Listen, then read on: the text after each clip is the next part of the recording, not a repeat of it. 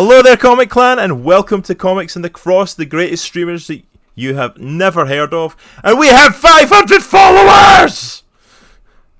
We did it! We did it. As coming in with that, host, thank you so much. We hit 500 followers yesterday. You did warn me. I should have taken my headphones off. I warned you I was going to yell that. It's your own fault. Deal with it. We hit 500 followers. We are at 501 followers right now. Thank you so much to everyone who has supported us up to this point. Everyone who's helped us get there, including Mr. Locksteady, who's below us right now as a jigsaw piece. Because of course he is. Yes. Of course. So, of course, as we were talking about for the 500th follow, we are doing a giveaway for our 500th follower. He is getting an official piece of Comics in the Cross merch, so that's to Mainers999, who is the man who officially got our 500th follow. So he's getting an official piece of merchandise. And then, of course, to the rest of you in the Comic Clan, at the very end of the show today, we are going to be opening up a massive giveaway and gifting someone here a game off of Steam up to the max of $30. Sorry, we're not going to give away brand new games. We do not have $60 to give you a game. If I had $60, I would be giving a game to myself that's brand new. Exactly. Not going to lie. But we are going to give away a game on Steam up to a maximum of $30 of your choosing. So we are going to do that giveaway, and then we'll get in touch with you afterwards to set that up. But you all planned to be twinsies today. We did not, Lock. We did not plan this at all. Which I love. I was so hype. I was so hyped about the Infinity Bros shirt. I was like, I gotta wear it today. I just grabbed this one. That was the first one. I'm like, okay, I'll do Infinity Bros today. I did not think we were going to be. I love the fact that we're celebrating our 500 followers and none of us are wearing Comics in the Cross. We're both now apparently part of the Infinity Bros. So once they come in, I'll give them a shout out. Absolutely. But thank you. Honestly, thank you, Comic Clan. Thank you to every one of you who've hit that follow button, every one of you who show up to listen to others ramble on every single week about comics, about movies, about TV shows. You are all amazing. You have helped us get to this point. Thank you so much. We love you. Like, I can't believe it. 500 followers. That's for two like dudes just that love comic books, just talking about comics is like it's insane. Yeah, I agree. I can't believe y'all show up. Why are y'all here? Yeah. Why are you here? Y'all show up, y'all keep coming, and y'all keep listening, and we appreciate it so much. So I'm wearing my Bad to the Bone Skeletor shirt again. I didn't realize. Why are you here? Okay, y'all got a bit of a close-up there. I've got him like full screen on my other monitor, so like that was terrifying.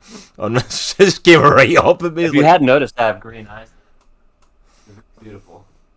Okay, going to solo camera. We're gonna relevance until I saw you guys matching. Like, I'm so happy and proud of you guys. You rock. Thank you so much, Locke. Absolutely appreciate that. Appreciate it, bro. Locke, one of our long-time supporters and good friends here on the channel. Thank you so much for that, honestly. But yeah, so we of course are coming in to celebrate our 500 followers, talking about the Suicide Squad. We are going to be talking full spoilers on James Gunn's Suicide Squad that dropped on HBO Max and in theaters. In 3, 2, 1. I'm just joking. I'm not going to drop a spoiler, but you know we're going to do that at some point. Yeah.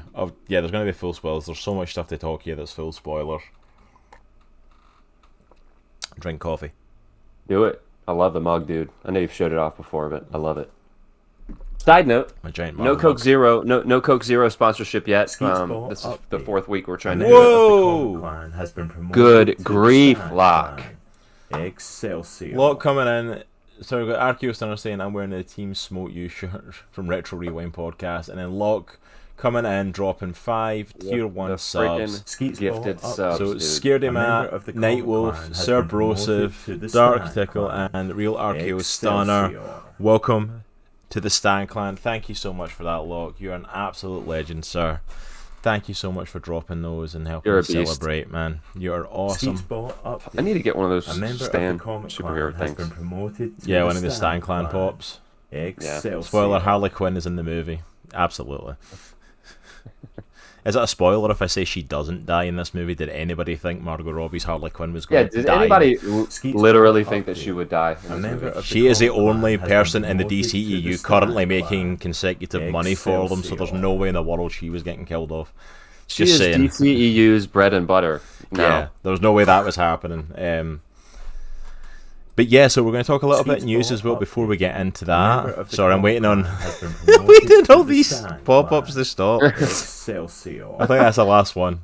But thank you go. so much for those gifted subs, Locke. You are amazing. You're an absolute beast. legend, sir. One more shout out for the legend. Yeah, so we are going to be talking a little bit of news today. We are going to be talking spoilers on the Suicide Squad. And then we're going to be talking a little bit what's coming up the next couple of weeks, because we've got some exciting stuff happening in the next few weeks, which I cannot wait for. And that we'll be delving into, including some special guests coming on the show in the next couple of weeks. So first of all, should we go ahead and should we jump into some news? Let's do some news this week. Yeah, let's do some news. All right, so let me. Okay, so I'll save that main bit of news that we were talking about for kind of the end, because that's probably going to be our big talking point. So DCEU meets MCU, where Harley meets Deadpool. Yeah, they're kind of in the same. Yeah, that's like the big. vibe. That's like the big fan casting relationship Yeah. in it. Is like that the two of them being together because they're both nuts. Yeah. All right, so we're going to save the main bit of news from, which is of course all the midnight talk that's been taking place. We're going to save that for the moment because, of course, we are. That's like the big point. And that's what we're going to get into a little bit. So we've got a few big announcements, most of them just to kind of get our thoughts on different stuff that's taking place. So there's a couple from last week I wanted to just hit on briefly. Okay. First of all, we got the announcement of the cast for the upcoming live-action Avatar show. Yes, we did. My opinion, they're spot on visually. Yeah, so we got Gordon Cormier is cast as Aang. Kiwentio Tarbell as Katara. I apologize if I'm mispronouncing any of these, by the way, I probably am. Ian Owsley as Sokka. How dare you? And Dallas Liu as Zuko. And if you look at the actual people that they cast in these roles, they look spot on. Like they look, I agree. Like their characters. Like I can fully see these people. Especially Aang. I feel like Aang's like the kid playing. They nailed Aang. I think. It's so weird. I saw somebody like posting like an edit of like the face. It was as it was posted, like and edited it to look like Aang. They kind of show what he might look like. But like they shaved his head, but his eyebrows are still as thick as they are in the picture. Yeah. And it makes it look really weird. It makes it look like it's a freaking like it's this little guy, like an actual man's face on Aang, and it looks really weird and creepy. Dude, that's hilarious. And I'm like, okay, they're gonna have to trim the eyebrows, is what you're saying. A little eyebrow trimmage. Apparently, yeah, from the looks of it, because I'm like, that's the point to focus on it. Like, it looks like a man's face just with a bald head, and I'm like, and it's meant to be Aang, so it's got the arrows and stuff. I'm like, that's just weird. It doesn't look right. That's hilarious. But I think the casting for this is spot on. I think I posted in our Discord because I had some questions about like what it was from, and I remember that Netflix was doing the show and that the original creators were tied on at one point, but then there was like creative differences, so they bounced basically. Yeah, so they went back to Nickelodeon and are doing like the Avatar Studios and all the new stuff over there. Yeah, I'm curious to see how this is going to turn out, like compared to the original cartoon, but we'll see. Yeah, so it's going to be interesting. I mean, this is the first big news that we've gotten on this, but it's definitely given me hope that the show could be something worthwhile. I mean, I'm definitely going to be checking it out. I'm concerned that the main creators aren't involved anymore than they were, and what sort of artistic differences there are, but I'm definitely going to be checking it out, and the casting is definitely a good sign. Agreed. So the next one was an exciting bit of casting as well on DC's part for me, was Zolo Maraduena, if I'm saying that right. Apologies for that. Oh, I'm something jumping in. One of our mods grab that for us. Thank you. He has been cast as Jaime Reyes, the Blue Beetle, in the upcoming HBO I know you're all Max. about that, dude. I'm a huge Blue Beetle fan. If anyone doesn't know, I love Blue Beetle. I think Jaime Reyes honestly should be DC's Spider-Man if they actually did him correctly and they actually worked him correctly. That was one of our first Square Goes, remember? Yeah, it was Miles Morales versus against Jaime Reyes. Yeah, I remember that, man. Yeah, thanks for that, Coop. I appreciate it, brother. Yeah, finally a live action Last Airbender RKO. It's the first one we've ever had. Absolutely. Yeah. Absolutely. First one we've ever had. It's long overdue, you know. Dude, it was funny. Like, speaking of the last Avatar, the dude who Comics Explained, the guy who has the YouTube channel, so he's on Twitter, and he was asking everybody if you should watch Korra. And the general consensus was like,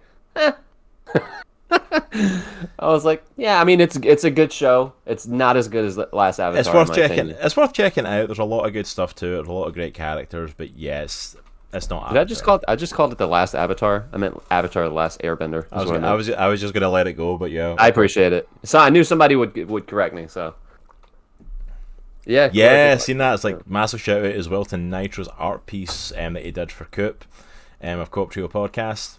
He did an amazing piece on Aang and Zuko that is, you can see it on over at Co-op Trio Podcast Twitter because they posted it hanging up on their wall.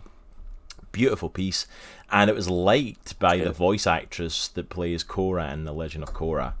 So I saw that somebody had liked it, and I didn't know who it was. So I went to their page, and they had like 47,000 followers. And then I read their profile, and they're like, "Yeah, I'm the voice of Korra," and I was like, "Holy word!" Yep, it's like that's pretty amazing. That's pretty. Yeah, that was pretty cool, man. Probably the highlight of my artistic endeavors. Yeah, I gotta say that's ever. definitely got to be a high point. I'm sure. I've no doubt, man. Yeah, live action DBZ would be sweet. RKO. Yeah, I hope it's done, man. I know. I can't believe it hasn't happened. Well, they tried. You know, they tried at one time. No, they didn't.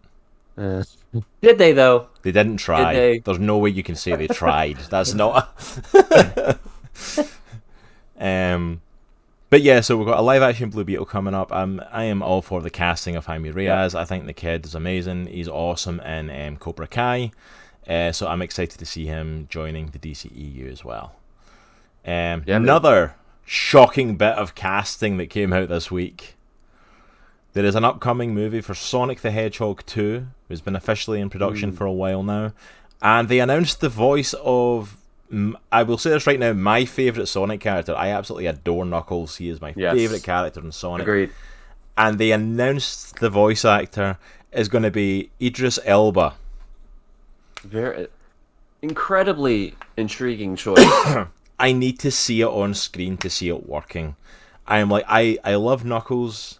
I adore Idris Elba. He's a phenomenal actor. You will hear how much I love this guy during today's talk. Yeah.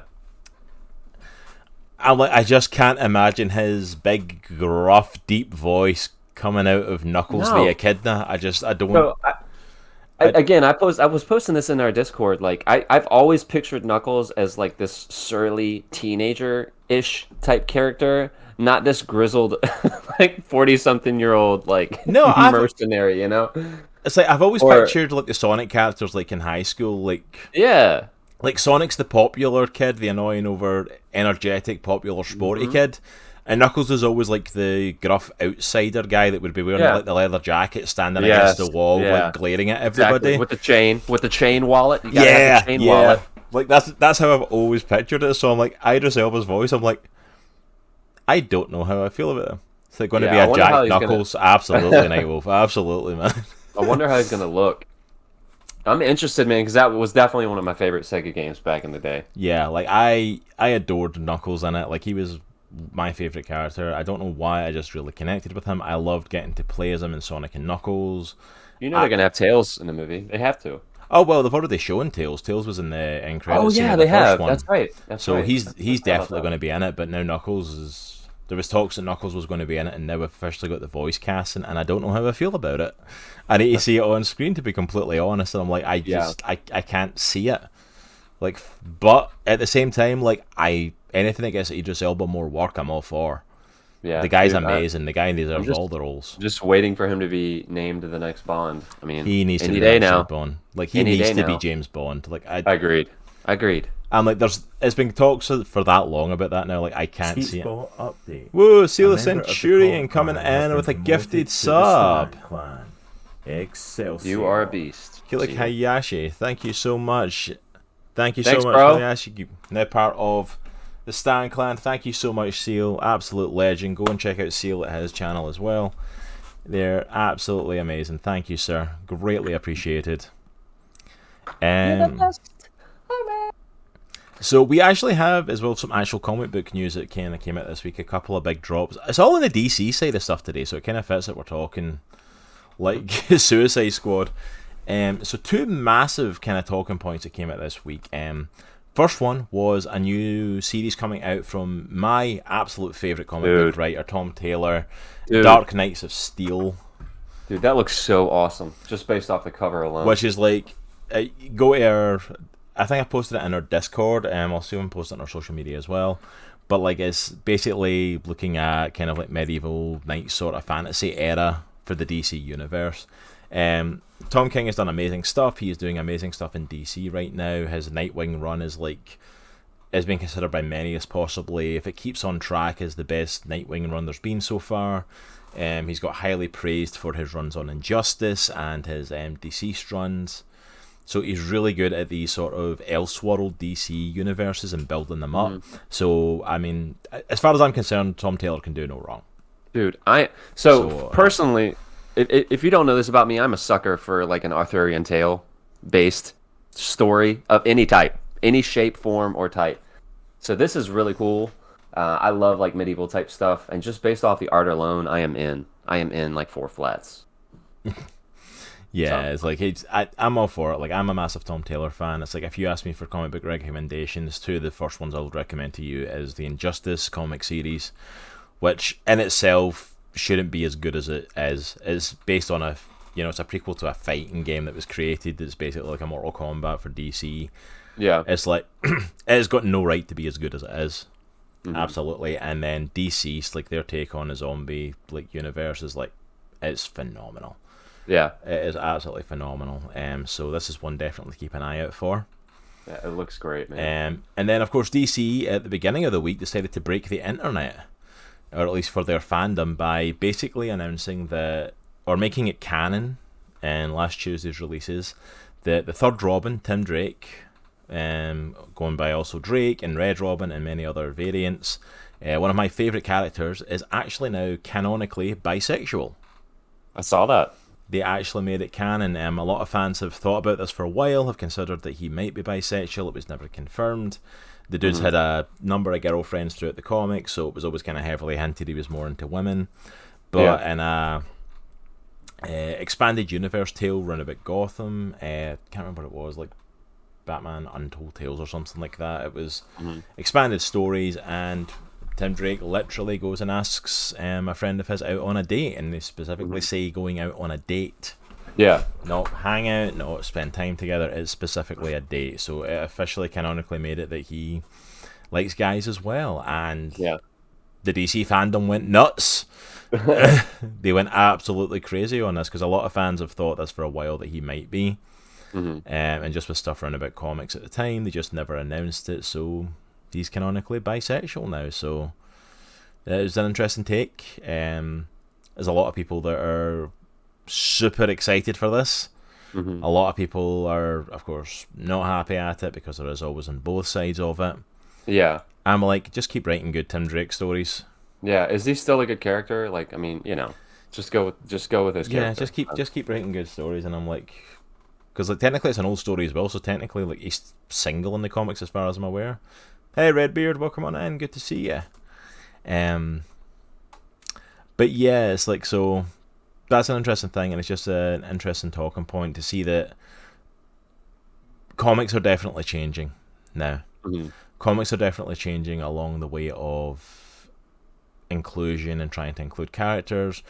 There was a whole thing like previously with the whole Comicsgate stuff and that about a lot of characters starting to come out as like be replaced by people of colour, male characters being replaced by women. It created the whole Comicsgate thing round about the time that like Sam Wilson took over as Captain America and Jane Foster became Thor and all that stuff happened, and Ironheart instead of Iron Man when he was out of commission for a while. All that sort of stuff. So it was like for a long time that was kind of a back and forth, and people were excited for inclusion of these characters. People were like, we'll just create new characters, and but I mean, you can't stop the forward movement. We're saying, haven't comics always changed? They evolve with times and values when they're probably absolutely. Comics have always changed, and comics have always, like, if you want a good example of comics changing, look at what the representation of a series like the X-Men has meant. It's always meant people who are excluded and downtrodden and looked down on within society, but depending on what generation you're in, who that is that's being downtrodden by society changes. Yeah. But they can still relate to it, and they've always been political. They've always looked at political issues. Stan Lee, even in the early days, was always based his characters on stuff. I mean, heck, he even says that in his own documentary. Like the creation of Iron Man was based on war at the time. You know. Well, I mean, correct me if I'm wrong, but I believe Magneto and Xavier were basically based on Martin Luther King and Malcolm X, like as civil rights leaders. Yeah, they were meant to be like civil rights leaders pushing forward for changes in society, pushing forward. There's always been talks of like new characters, you know, like, and there's been big pushes for that. Like one of the most successful like people of color to be introduced was when Miles Morales was introduced into comics as the new Spider-Man, half black, half Hispanic. As the new Spider-Man in the Ultimate Universe, was so successful he was brought into the main universe. Yeah. You know, and then of course, like, even got to the point of headlining his own movie as part of Into the Spider-Verse. You know, but they've always changed and they've always evolved, and there's always been this thing of like characters of color was always a massive thing of getting changed, but now that with the recent stuff of LGBTQIA, I think it is now, plus, like, I honestly lose track of some of the letters, I'm not going to lie. That's something I definitely need to try and remember them all. But that inclusion has always been a big deal. I remember there was a whole controversy in the New 52 around the Batwoman story, because Batwoman was gay, she's a lesbian, and she was meant to be getting married to her partner. And they ended up basically pulling the rug out from under that, and the book ended up actually getting cancelled due to it. So it's like there was always talks about that, but at the same time the big two were always scared of pulling that trigger because they knew there would be backlash from like long time readers and all that stuff, because when you make massive changes to characters, there always is. I think you know, to play devil's advocate a bit, I get why some people could be upset when they've had a character that they've liked for a very, very long time, and a big aspect of them has changed. I get it. Yeah, absolutely. I can understand that. I mean, I remember the whole controversy of like when they brought out Iceman as gay in Marvel. And it's like, it was kind of, a lot of people felt like it kind of came out of nowhere because the character is never shown to be gay or even bisexual in any way. He's always been with women, he's always done that. And then not to mention that they also done like the worst coming out story ever. Where like it was when the young Jean Grey, like when the original X-Men were brought into the present to meet their older selves and to deal with all the stuff going on with the X-Men at the time, she basically read his mind and went, "Oh, you're gay." I was like, wait, what? No, I'm not. And this whole big thing happened, and I'm like, so she basically outed him as gay. And it's like, okay, that's not the best way to do that story. I don't know what you were thinking with that, Marvel. I mean, I get, like I said, I mean, I can understand both sides of the equation, I guess, to a certain extent. You know, but yeah, I mean, comics have always pushed the boundaries. You know, talking about Stan Lee, you know, he helped, I think, with Jack Kirby introduce Black Panther back in the '60s. Yeah, I mean, and like, for a black person to lead a comic run was a big deal. To lead a comic run, and even then to be introducing Fantastic Four, like their headline comic at the time, and to hold his own against them, like, and to be praised. Even to bring in somebody like when they originally brought in Falcon, like Sam Wilson, to be a partner to Captain America, not a sidekick like Bucky was, but to be an actual partner to him.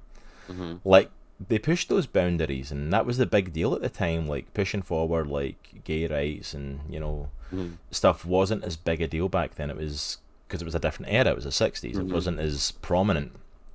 But this is the new era, and I don't blame people wanting that representation. And kind of like what Locke was saying as well there, is like that, they tried to introduce new characters, and the thing is, the new characters were such a misstep in a lot of turn. It's like a lot of the characters, like, people reject them because they're like, oh, I want the old character back. Which leads to a topic I want to talk about in this show at some point, which is like that, should characters evolve and change like that, you know? Yeah, Redbeard makes a good point. Like, the sign of a good writer or artist or publisher is that they press forward despite the fan uproar. I mean, you hear a lot of people saying that, in essence, you should pander to the largest voice of the group, like the voice of the fans, and that's not really necessarily what good writers do, and that's not necessarily where the best stories come from. So yeah, that's a good point. Yeah, and a lot of stuff there is like Redbeard's put a bunch of stuff in there. It's all completely on track. It's like that. Yeah, it's like if you're going to get into comics, don't get into the early stuff necessarily. I think it's good to go back and read the older stuff and get in the history of the character if you're really interested. But if you want to get into the way the characters are now, it's like you don't need to go back that far because things have changed so much. I mean, definitely go back and read like Stan Lee and Jack Kirby stuff, but bear in mind they were written in the 60s. Yeah. You know what I mean? It's like that we're not that far off of pushing that being a century ago. You know what I mean? We're only a couple of decades from that. You know, That's true, Lot. I agree. I agree with that. You know, and then stuff as well like comic, and I would agree, Redbeard. Like comic fans are ornery. Comic fans don't know what they want. Something changes in comics, and they will throw a fit. Like I remember the fit that came up when Captain America was made an undercover Hydra agent. He was changed recently in the comics, and fans went mental. They didn't just go mental at the changing of the character. They went, "This is against like the people that created him. There was Jewish writers that created him, and you've made him a Nazi and all this." And I'm like, "Holy crap! There's only so many stories you can tell." Yeah. Since the creation of this character, and I'm like, and at the end of the day as well, like Marvel never keeps stuff as it changes. It always puts the toys back in the toy chest when it's done. Yeah, and to be fair, like the big two are gonna try stuff, and some of it's not gonna hit, you know, and that's okay. Despite what the fans may say, they may like it or not. I mean, they may not like it or whatever, and sometimes it doesn't hit. Yeah. Sometimes it doesn't land, and that's okay. And that's like I think from in my opinion, I think that Captain Hydra. I didn't read the run, so I really can't speak to this. But just on the surface level, that was just a miss on their end. I don't know. Yeah, I personally loved the idea. I thought you're taking one of the greatest heroes here and you're turning him into one of the biggest villains. Like there's so many stories you can tell with that. Yeah. And then you can have a story down the line, like in a couple of years, where he gets turned back. Like, but fans went crazy. Fans don't know what they want, and the thing is, like, kind of read saying it as well, like, you know, the whole reason the New 52 happened was to make a modern take on stuff. Same reason Marvel did the Ultimate Universe, but comics are constantly changing. Like, there's big shake-ups, that's why, like, it became such an event-orientated thing in Marvel and DC, and events would shake up and change stuff, because they try to keep making stuff fresh, and make stuff new, and make stuff, you know, it's like, but like fans don't know what they want. Like there's some fans that are happy at the big changes, there's some fans that don't, and I'm like, let the writers take the characters where they want. If you don't like it, don't read that run. You know, it's like people get so angry and so uptight, and I know we get into big things in this show, and we get into big topics and conversations. We get very passionate about fake people that don't exist. You know, it's like, you know what I mean? It's like that. I'm gonna get dang it. You know what I mean? We're going to get very passionate talking about Spider-Man, but Peter Parker is not a real person. Well, you know, we had the conversation before the stream started, like talking about movies specifically, but the comics even more so. Like, there's so many different runs of comics and stuff that there's something for everyone. If you're not a fan of whatever run, because of whatever reason, there's another run. Probably of that same character that will appeal to you more. So, do you know how many comic books Marvel and DC put out on a monthly basis? Like, and do you know how? And take characters even like the oldest ones, like Batman or Superman or Captain America, that have been out for like close to 100 years in existence. Do you know how many runs there are on them, and how many different takes and stories there are? It's like, and you're not going to like every run. It's like you get collectors who are like have to read every single run of every single. Like, you know what I mean? I don't care if I don't like the writing on Batman this time round. I still need to collect every issue because that's what I do. You're more entitled to do that. It's like, but at the same time, like, if you don't like the current run on Batman, that's okay. Don't buy it. Wait for the next writer to come along, or wait until you hear something good about it, and then go and then go back and get the back issues for it. It's like it's absolutely, Redbeard. You know how many comics they put out? Too many. Yeah, they honestly do. The people that are saying like, I don't want politics in my comics, like, don't read comics. They're not paying attention. Yeah. Do you know how much politics? Basically, that's what comics are. There's almost like all of them are a social commentary. Yeah, like for years there have been social commentary. It's ridiculous. Since the beginning, like Captain America punching Hitler in the face. Yeah. One of the first heroes is literally, that's the most famous iconic image of him, is punching Hitler, and I'm like, yeah, but comics shouldn't get political. Yeah. Like, no, if you don't think comics get political, you clearly don't read them. Yeah. Or you're clearly not paying attention. There are comics that don't get political, and like we said, like if that's something that appeals to you more, then read those types of runs. Yeah, you can go read any comic you want. Like, there's some that are going to get political, and if you don't want that, then there's comics out there that don't. You can go and just read a good story. Like, yeah. You always give her oh, good job, RKO, giving Locke a heart. He deserves that. But yeah, so personally for me, like, and this is speaking as a Tim Drake fan. I love Tim Drake. I think he's an amazing character. I think he's highly underplayed because he gets lost in the mix of like Nightwing being the grown-up Robin and the current Robin it's Damian, and you know, it's like he's kind of halfway between being a Robin and being his own person. And I think he's an amazing character. He's 100%. You know, definitely check out any run on him. He's got a Red Robin series that was out there that was specifically him when Batman was out of commission. He's the main Robin in Jeff Johns' Teen Titans run, which is a comic I'm working through at the minute, which leads to an amazing run that goes into the future where the Teen Titans become the Justice League and they actually go bad, and he was like this mental Batman. He's an amazing character that is worth checking out with so much stuff going around it. And if they're going to make him bisexual, he's bisexual. It doesn't just don't change the character. Don't change who he is as a person. Don't change the stuff around him. Don't start writing awful stories around it. Just if he's going to be into dudes as well as women, then he's into dudes. Yeah. 100% ads. 100%. I will stand that day in, day out. I hate Damian Wayne. I cannot stick him. But yeah, like I don't have an issue with him being bisexual. I think comics are evolving and changing, and I think if that's what they're going to do with that and bring that out, then, you know, even like the changing of characters, just don't make it a big thing of like he's going to be over the top campy now. Like, don't do that, because that's just ridiculous. But it's like, if you're going to do a whole thing of like that, well, he's now bisexual, like, okay, comics evolve, and people that go like that, don't change my characters I love, and I'm like, you've clearly not been paying attention to comics since the 60s. A lot of characters have changed in a lot of ways. You know what I mean? If characters never changed, Batman would still be wearing freaking purple gloves, you know?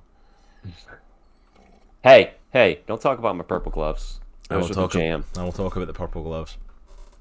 And the ears that point out, you know? Oh yeah, that's like the weird curvy things. It's like... Which, to be fair though, I will say, like, head and shoulders above what freaking Bob Kane originally came up with as his design. If you've ever seen the original Batman design. Oh, I haven't. The ears off, like, right here, or that come out, are just... Yeah. Let's put it this way, I'm really glad Bill Finger gets the credit he deserves for co-creating Batman, because anything you love about Batman came from him. Bob Kane's original design would never be around still. Dude, I think my favorite Cal, since we're on this discussion, my favorite Cal is probably Frank Miller. I'm a huge fan of the short ears. I don't know why. I'm a huge fan. Yeah. Undertaker's purple gear was inspired by classic Batman, and I will die on this hill. I won't actually. It's just funny. Well, speaking of kills, though, let's jump into our last story for today. We got some leaks from the Moon Knight show coming up for Disney Plus, and we got some costume leaks earlier in the week. And then, if you caught our Twitter today, Nitro shared a video that actually came out of some filming on the streets of some stunt work, and we got a pretty decent look at the Moon Knight costume. It looks like the leaked stuff is actually what we're getting. So my understanding is there was two pictures posted. One was a pretty clear shot of the costume with lit up eyes, a la Batman. And then the second one was a darker photo. My understanding is that darker photo is actually for Mortal Kombat 11, and it's Noob Saibot. So I don't know if that one's legit, but my understanding is the other one is the one where you can clearly see the it's one a white where you costume. can clearly see him, and I'm like, if the costume doesn't look like that now, I'm going to be disappointed, because that costume is like spot on. It looks I am amazing. Super hyped for this, Locke. I am in your corner with this. This makes me want to pick up just a ton of Moon Knight. Yeah, I want to go and get a bunch of Moon Knight stuff and get in the right frame of mind for this show now, and it's like, and I mean, Oscar Isaac's playing him. Dude, he's a beast. He's an amazing He's a beast. actor. I'm excited to see him like busting out his acting chops here for this. Dude, he's a phenomenal actor. Have you seen Ex Machina with him in it? I have not seen Ex Machina actually. Dude, I've heard about it, but I've not seen it. So good, man. It's so good. Think of RKO. Think of Moon Knight. Think of it as like Batman, but like he worships an Egyptian god and has multiple personalities, and you're never quite sure if what's happening is actually happening. And he's not opposed to killing people. Yeah, so like it's like Batman, but like a little bit of mental health issues and Punisher mixed in. Yeah. So Batman and Harley Quinn. If Harley Quinn worshipped the moon god. Yeah, pretty much. Which I always love that thing as well with Khonshu, like him worshipping that. We're never quite sure if Khonshu is actually Khonshu. If it's an Egyptian god or if it's just, hey, PC Gone Mad, how's it going? Thank you for the lurk, I appreciate it, brother. We do a shout out for PC Gone Mad. Yeah, I gotcha. But like, yeah, but Moon Knight, trust me, it's going to be well worth checking out. It's going to be well worth checking it out. So I'm excited for it. Those pictures in that video definitely got me. What Batman would have been if he'd been written by Marvel originally? Yeah, pretty much. So I'm excited for this show. Like I'm still intrigued how they're going to do this show on Disney Plus. This does not feel like a Disney Plus. Hey Isaac, how is it going? And Isaac, just so you know, we're both repping today. We're both got Infinity Bro stuff on, man. Rocking it.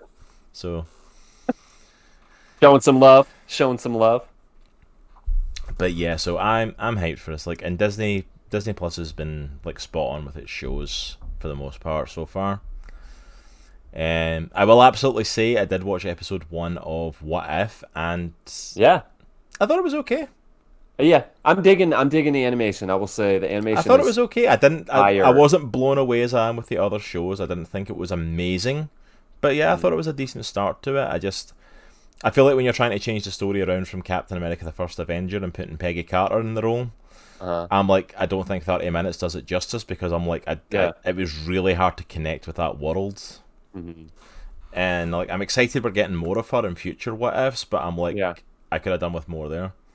Okay, this is a very important question for you two. Okay, Locke, what you got? One thing that I will say, so one thing that I've seen a lot of in a lot of like recent like entertainment is that there's this huge push for women empowerment, which is great. It's fantastic and it needs to happen.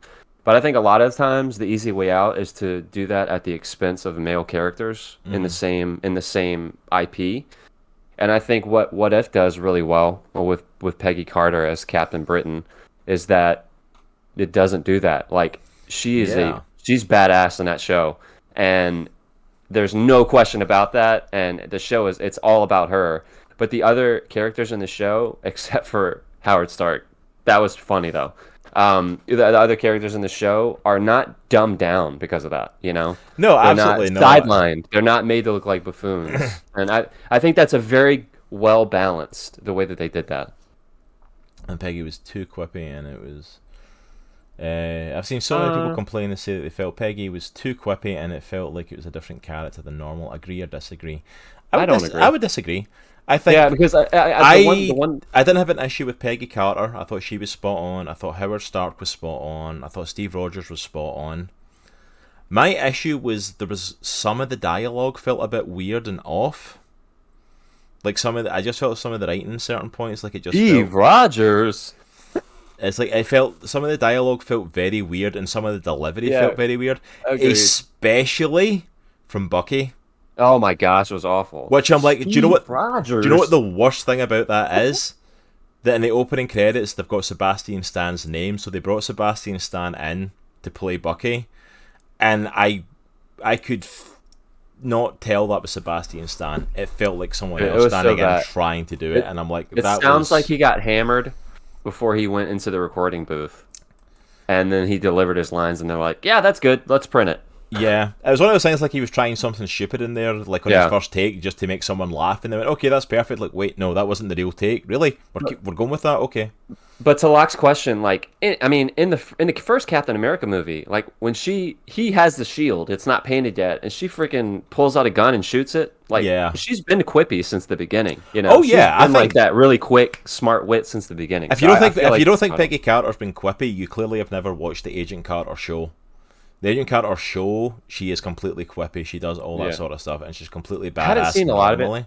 I've seen some of it. I haven't seen a lot of it. So like, I think her character was on point, and she's one of the characters that was completely on point for that show. Yeah, I enjoy it. I'm interested to see where they go with the next several episodes do. Yeah, I'm interested. Ad's wanting justice for Captain Britain. We'll get a Captain Britain eventually. Give it time. We'll probably see more of Captain Britain when the X-Men stuff starts to come in, because he's linked to them because of his relationship with Psylocke. So we'll hopefully see some of that stuff. But yeah, Archeo Bucky was definitely weird in that show. Yeah, it was really weird. But just going back to what I really liked, except for the Uncanny Valley when they were close up on their face when they're talking, that was a little weird. But overall, I thought the animation was phenomenal. It was like a really cool mix of 2D, cel shaded, and CGI, like seamless. Animation was really cool. Animation was a cool idea. It was a cool take on it. My honest thing is, like, some of the writing could have went through a couple of rewrites and a couple of like re-records on some of the delivery, and I honestly felt like the show could have benefited from being a little bit longer. Like, I honestly feel like it could have benefited from being 45 minutes or even an hour, just to expand out the story and some of the characters. Yeah. Because it felt like it was a retelling of Captain America, the First Avenger, with a couple of changes to it. And I'm like, I want to delve more into those characters and this universe. Hopefully we'll get that chance eventually, but yeah. Locke, alright, I'm gonna show my ignorance here. I'm not familiar with Excalibur. Excalibur's, I know it's a Marvel property. It's the British X-Men.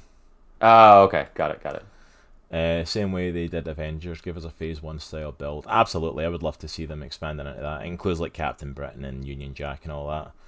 Especially now we can use characters again like Nightcrawler. Absolutely, look. Hey, CV, how is it going? Yeah, looking forward for that video, Stevie. But thank you so much for popping in, sweetheart. I appreciate it. Make sure we get a shout out if we've not already for CV. Say 45 at least would have been preferable. Yeah, absolutely, look. So I'm definitely excited to see more of the. Ooh, we've got some art going on. I'm definitely up for seeing some more of the what if stuff. I think it's definitely an amazing thing to check out. Yeah. But yeah, for what we got, it was okay. I felt some changes could have happened to it. It definitely wasn't the strongest of the shows, but I'm excited to see what else is to come. I'm really excited to see the Doctor Strange one and the Spider-Man one. I'm interested to see what they do with those. And also, they have one where Ultron gets the gauntlet, right? He gets all the Infinity Stones. Yeah, so that's going to be interesting. I'm excited to see what they do with that. All right, so first of all, I'm going to wait for the shout out to happen so that uncovers our sponsor. There we go. So I'll do a shout out for our sponsor, and we're going to jump into full spoilers for Suicide Squad, because we're starting to push towards that hour mark, and we really need to start getting into this, because I've got a feeling there's some big kind of stuff coming up in this conversation. I think we're going to have some good chatting on this. Yeah, we pre-chatted, and we pre-chatted quite a bit on this, so like I think we're looking good. So first of all, right below me you can see Gamer Grind Co., the #1 coffee for gamers. Hashtag on that grind, so make sure to go ahead and check them out. Use Comics in the Cross at checkout to save yourself 5% and get yourself some amazing coffee from them. So I wanted to just give a little shout out to Gamer Grind, make sure we include them. Cool. Alright, if you have not checked out Suicide Squad, if you have not watched it yet, now is your chance to duck out if you don't want to be spoiled on it. Because we're going to drop some nasty spoilers right at the beginning. Spoilers right from the beginning. The funky spoilers. In 3, 2, 1. Half the team dies in the opening credits. Boomerang, dead. Javelin, dead. Javelin, Mongol. Dead. Mongal, dead. Weasel. Looks like he's dead, but actually somehow survives. What's his name? TDK, Nathan Fillion. TDK, dead. Savant, dead. Blackguard, dead. dead. All in the opening scene. Yeah, within the first 15 minutes or 10 minutes, really. Honestly. Yeah. It was about half the team, Red, because you got Flag and Harley Quinn survive that. Technically, Weasel survives. Weasel did survive. What was the dude he always puts in his movies? What's his face? Michael Rooker. What was his character's name? Oh, Savant. Savant. That's it. I had bet money, like, the people he always puts in his movies are Savant, Michael Rooker, Nathan Fillion, who was TDK, and his brother Sean Gunn, who played Weasel, and also as a cameo was Calendar Man. Yeah, that's who that was. Yeah, so they always appear in his movies. I was betting money that Nathan Fillion or Weasel would be the first to die, just because that's the sort of thing he does, and Nathan Fillion usually shows up and gets killed off in his movies like that. Yeah. And does Dude, cameos. I was freaking shocked hilarious, dude. that Savant died that quickly, especially since they opened the movie like building around him and like him being like almost like the head of this team along with Rick Flag, and it's like, oh, this. Yeah, they kill off half the team in this sort of thing, and then like I love the fact they go to the other beach, and it's like that the real team that we're going to be actually basically Amanda Waller, who in this movie, I really like the character development of her in this movie because they've made her, or they've sorry, I'm trying to words. I don't have words. You basically come to the terms with the fact that she's almost just as bad as they are, or if not worse. Absolutely. You know, and they lean into that in this movie. They kind of touched on it in the first movie a little bit, but they really leaned it in on this one. Yeah, absolutely. So it starts off basically like the whole movie kicks off with Amanda Waller like putting together the team. Like Nitro said, they really lean heavy into her as like this awful person. Like, and throughout the movie, you see that built up that she's willing to do anything to pull off the mission, to defend America. She basically threatens to kill Bloodsport's daughter. Yeah. It's like, so you see this really paid off, and in the beginning we see the team getting, and you already know something's off from the get-go, because like you see, we start off with Savant, we start off with him like out in the yard bouncing a ball, and we get to see his ability to like be directly on target. He's out like bouncing a ball in this little like concrete courtyard with like X's all over the walls, and he's hitting targets. Ends up killing a bird and stuff with one of the shots, and it's like you start to kind of get a feel of him. And then they built him up that he's going to be part of this team, and we start to meet some of the team. Like we see Rick Flag, we see Harley Quinn are part of it, so Captain Boomerang's part of it, so we're starting to see faces we've seen from the previous Suicide Squad, along with new people like TDK, Blackguard, Weasel, stuff like that. I love the line. They were like, Harley Quinn was like, "What is your name? What is your name?" And he goes, "TDK." She was like, "What does that stand for?" It's like, "That's my name." It stands for me. And somebody's like, "Your name is letters?" And then somebody's like, "Everybody's name is letters, you idiot." Yeah, it's like everyone's name's letters, and it's like you can't argue that, to be completely honest. That's a good point. That's solid. That's a solid point. Then they also have the massive argument as well of what Weasel is. Like, I'm next to a werewolf? Is this a dog? Am I next to a dog? Like, is that a What dog? kind of dog do you think that is? Yes, I love TDK. He's like, Afghan hound. Like, what kind of Afghan hound do you think looks like that? It's like, is this a werewolf? I'm sitting next to a werewolf. Ah! That was hilarious. The interaction is so well done. Really good. Like, it's a really good opening. You really start to like, okay, these are going to be cool characters to follow. Yeah. And then it's like they get to the beach. They're going to Corto Maltese. They drop in the water to get to the beach. Weasel drowns. Immediately. Because nobody checked if Weasel could swim. I love it. Savant pulls him up on the beach and like, Weasel's dead. Like, awesome. First person to die, and I like... Swell. He does wake up in the end credits. The first post-credit scene, like, Weasel wakes up alive on the beach somehow. But I wouldn't have been surprised if he had been killed off properly there, because he was played by Sean Gunn, and James Gunn tends to do that to his brother in these sort of roles. But yeah, so they get on the beach, and it turns out Blackguard sold them out and told the army they were coming. And then subsequently... I love the fact that we jump over the fact, though, of like, how.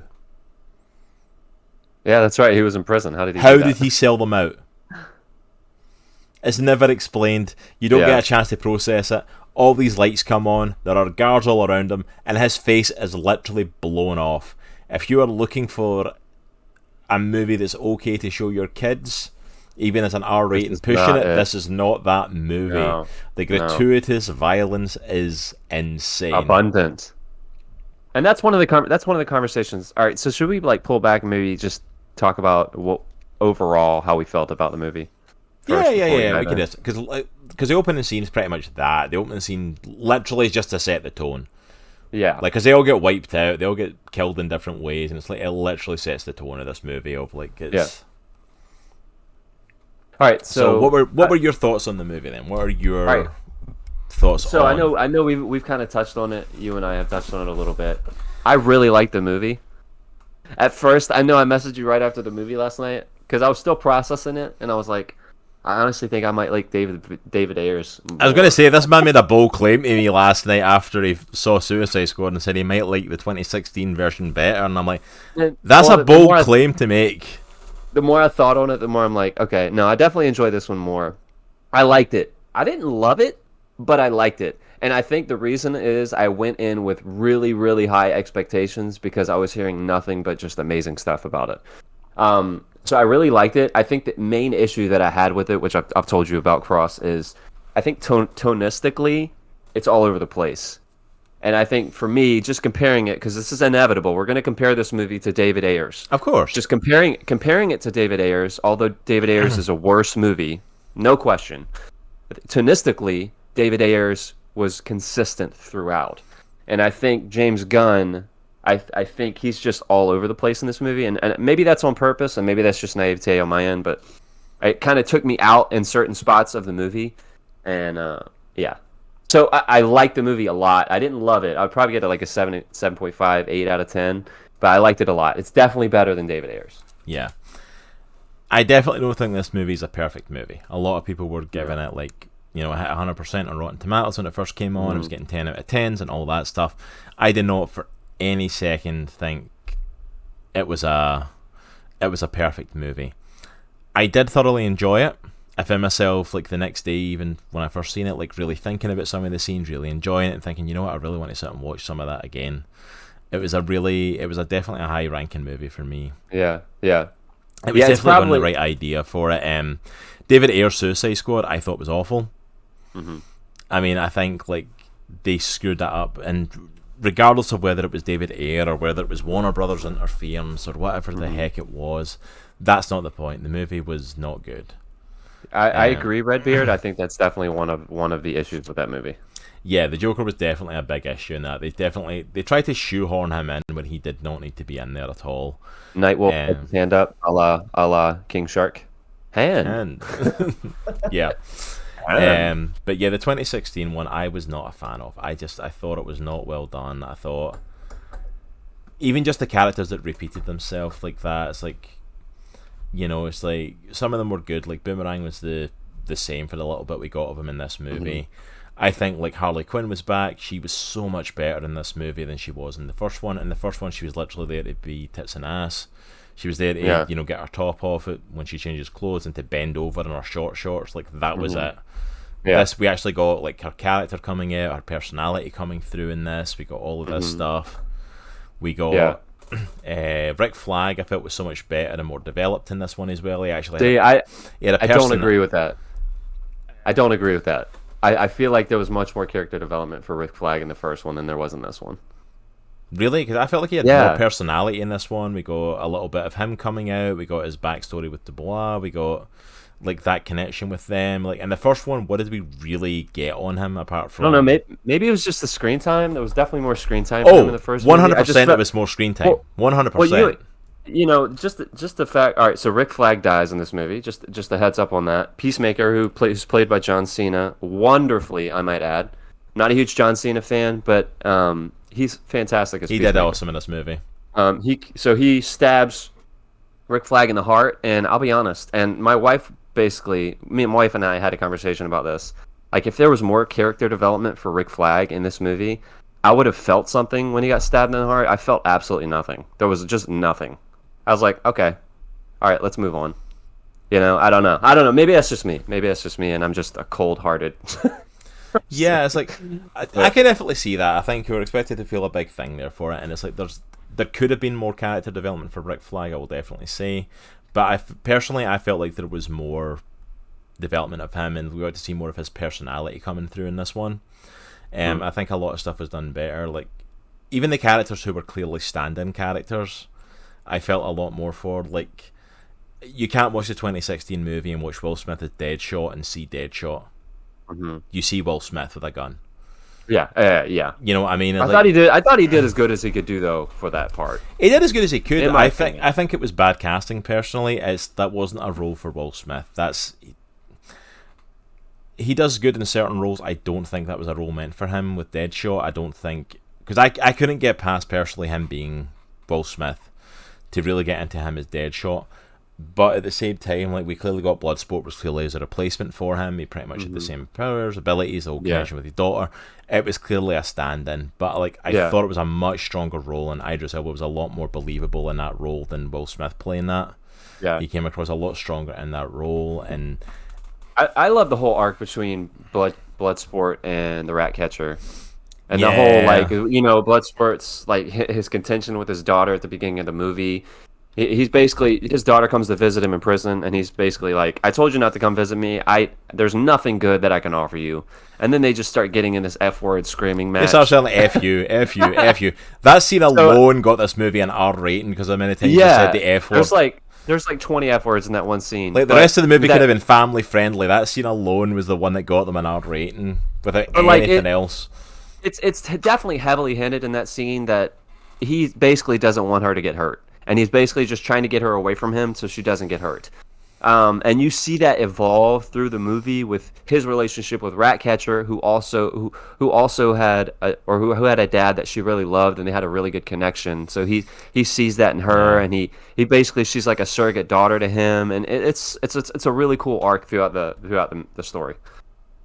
Yeah, absolutely. Look, he's just saying there about Bloodsport, and it was written as Deadshot to be in that role, and then he swapped it out because they would love Will Smith to come back. I'm glad they swapped it out. I'm glad they just didn't put him in, because honestly, I really loved Bloodsport. I thought the way they portrayed him was so well done, and I'm not going to lie, the whole, like, seeing him near the end of the movie pulling bits and pieces off of his costume to turn into, like, guns and weapons and stuff, like, I was down for that. But yeah, overall, I think this movie was definitely the better of the two. I think all the characters' games were up. Even like, you know, Amanda Waller, Viola Davis coming back to play her, I thought was so much better in this role. She was like in an R-rated movie, was allowed to just let rip, and because that's the thing that people don't always get with Amanda Waller. She is not meant to be a nice and likable person. No, she's an awful person. She is horrible. She is not meant to be liked in any way. And it's like, so like, even like the threat like she makes of like that, it's like basically, I'll kill your daughter to Bloodsport to get him on the team and get him to work with the Suicide Squad. It's like, she honestly means it. Yeah, she has no qualms about that. 100% Nightwolf. Sebastian carried the movie. Sebastian the Rat, one of the best characters in the movie. Dude, that was so hilarious. That end scene where they're on the helicarrier, not helicarrier, good grief. They're on whatever it is that they're on, and Bloodsport has this like innate fear of rats just because of a childhood trauma with his dad, and Ratcatcher's favorite rat just loves on him the entire movie. He's waving at him. I feel so sorry for Sebastian. He tries so hard to win Bloodsport over in this movie. But at the very end, like, the rat gets on Bloodsport's leg, and you can see him tensing up, and then it like snuggles and lays down, and you see him slowly reach his hand down the hand. Like, it's like, I can do this. I can do this. It's so funny, dude. Yeah. Such a good movie. One scene I wanted to... I know we're kind of jumping all over the place here, but... Yeah, we'll start going through it bit by bit in a minute, but yeah. Yeah, one scene that I thought was really, really, really cool. In Bloodsport's past, like, his dad was pretty abusive, physically abusive, and at one point he locked him in this, like, closet in his house for, like, an entire day. And there was a ton of rats in there, and they basically took bites out of him and stuff like that. So that's why he has this innate fear of rats. And in the climax of the movie, when, you know, the villain of the film is Starro, it's just gigantic alien starfish, basically. Amazing choice for a villain. Yeah, awesome. they're trying to take it down, and Ratcatcher 2, who's the MVP of the movie, let's be honest. Yeah, she stole this movie in a lot of ways. She Yeah. really did. She calls basically millions of rats to kind of take this thing down, and they start going all over the place and climbing over Bloodsport, and he gets in a fetal position, and such a cool emotional moment that I really dug was Ratcatcher put her arm around him, like as like a it's okay type thing. I thought that was so cool. Like that Okay. like, went straight to my heart. I thought that was cool. Let me burst your bubble on that scene a little bit there, because I was here we thinking go. about this when I was watching it last night. She has absolute control over these rats to such a degree that they are like overrunning a giant space starfish. Yeah, She could have controlled them to go round him, that's true. That's true. and she just like Maybe it's the immersion therapy. that and just they talk let about. them run over him and scare the crap out of him for a good 15 minutes. And she What do they call that type of therapy where they... Oh, exposure therapy. That's it. She was Exposure just giving him th- some exposure therapy, dude. And it's like you could have literally just made them go round him and totally avoid him. No, that's I'm gonna. so funny. I'm just gonna let him curl up in the fetal position and have them run over him for no reason. I didn't think about that until I rewatched it last night. You're totally right, though. And I was like, you could have literally made them go round him. I'm just chalking it up to exposure therapy. Exposure therapy. Alright, so let's go back to the start of this here. So All right. I think, first of all, that first beat scene, everyone's wiped out in that first team. It's like we see like Mongal try to take out a helicopter and it crashes and she's setting fire. The blades of that like cut through the trees and it completely stabs through Captain Boomerang, who I think was the shock death. Yeah, Especially that that early on. I did not expect Captain Boomerang to die because he's like a staple of the Suicide Squad. And then if the trees didn't kill him, the freaking blade blows off the helicopter and like eradicates him. Yeah. He dies. A special shout out to my boy Nathan Fillion though. TDK was hysterical. Dude, it was pretty The funny. detachable kid who can detach his arms, and his arms went up to these armed guards and just Just started slapping 'em. slapping them. They just hitting him in the like pawing him in the face, and they're like, "What is this?" He gets gunned down. Javelin gets gunned down, but before he dies, bequeaths his javelin to Harley, and then kind of tells her she has to use it to do something, but dies before he can say what. So her arc in this is to find out why I'm carrying this javelin Yeah. for no reason. Like, he was not telling her anything. It wasn't a big moment, but she now has this javelin that she's trying to work out what to do with.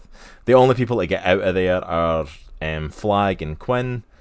Savant basically sees them all getting murdered and tries to run away, tries to swim away on a bit of wood, and we literally get him getting his head blown up. I think the first time we've really seen a proper head explosion from one of these. Yeah. Yep. And he's left to die, and that's the opening of the movie. Yep. And that's it. And then it cuts And, 3 days early and then goes back to the actual team.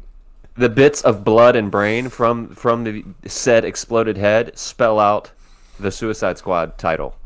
Yeah, it's so well done. And then of course we get the actual team, the opening bit, and we see that Bloodsport's leading the actual team, who's going to be our cast for this movie, who include Ratcatcher 2, Peacemaker, King Shark, Polka Dot Man. Polka Dot Man is also the MVP of this Love movie. Polka Dot He's Man. probably my favorite character in this movie. He is amazing. Him and Ratcatcher So 2 good, are dude. like, you took this dude who's literally Polka Dot Man, who's basically a joke of a villain in the comics, and you made me honestly care about him. And the thing is, you made him an enjoyable character whose power is actually pretty awesome. Yeah, and dude. also made him a very like funny character as well, because like he's got this trauma with his mom, so every time he sees his mom all over the place. Yeah, and it's hilarious. Like he has this huge like dialogue with the team about his powers and his trauma as a childhood and stuff like that. And then they're in the jungle in the middle of the night, and it shows a shot of them all just looking at him like, "You are crazy." And then it goes back to him, and then it shows his point of view looking at them, and they are all his mom. Like, literally, his mom in all of their costumes. It's hilarious. And I forgot her name as well. It's something Ash, I think. I looked it up as well and I completely forgot her name. But shout out to the actress that played his mom. She was awesome in this role, portraying all the members of the Suicide Squad, as well as Starro at the end when he's looking at Starro. Dude, that was hilarious. It's like, look, Yeah, it's the your end, mom! And he looks, and it's this giant version of his mom. So Polka Dot Man has this thing where he calls it's an interdimensional virus, So he gets infected with these like light up. I don't know what to call them, polka Polka dots, I dots, guess, yeah. within his body, and he has to throw up the polka dots twice a day, or they'll eat him alive. But he can also shoot them out with these wrist gauntlets that he have, and they basically dissolve. They're stuff. freaking powerful as well, by the way. It's Dude, like super powerful. he shot them out, and it's like up until the point when he first shot those out, he was still a bit of a joke, and then they tore through everything in front of them, and it was like, dang, he's actually pretty powerful. Yeah, it's just a rash. Yeah, it's just a rash. I'm really interested in Polka Dot Man's origin. I want to know what happened with his siblings that survived. Absolutely. I want a Polka Dot Man show because I want to see him in childhood and what happened to his siblings and all that stuff. I'm like, just give me a mini-series of that. That could be amazing. Yeah. But yeah, so like we get the actual team, they arrive on the beach and are making their way to the city, and we get like the whole, it then cuts back 3 days earlier and we get their story. So Bloodsport is like cleaning everything, and we get Waller coming up to him trying to get him enlisted for the Suicide Squad, and apparently we get the hint that she's done this a few times and he keeps saying no. So that's when we get the whole thing with his daughter. His daughter comes to see him at the recommendation of Waller, because she's gotten in trouble with the police, and she's in Louisiana. So in Louisiana, at the age she's at, she could get tried as an adult instead of a minor, which means she could end up going to Belle Reve, where he is. Yeah. And if you go to Belle Reve, you can end up working for Waller and being part of Task Force X and all this sort of stuff. So basically threatens that if she comes here, she's like, I'm going to handpick her and she's going to be part of this, and she's going to end up dying if you don't become part of the Suicide Squad. So he's basically forced into this. We get the back and forth with him and his daughter, where it's like he basically gets mad at her for getting caught. And it's like a smartwatch thing she tried to steal, where she can watch TV on your watch, and he starts yelling at her for getting caught and for getting caught stealing something so stupid. Well, like a TV watch. So why do you want to watch He TV keeps in your calling watch? it a TV watch. So why do you want to watch TV in your watch? It does other things too.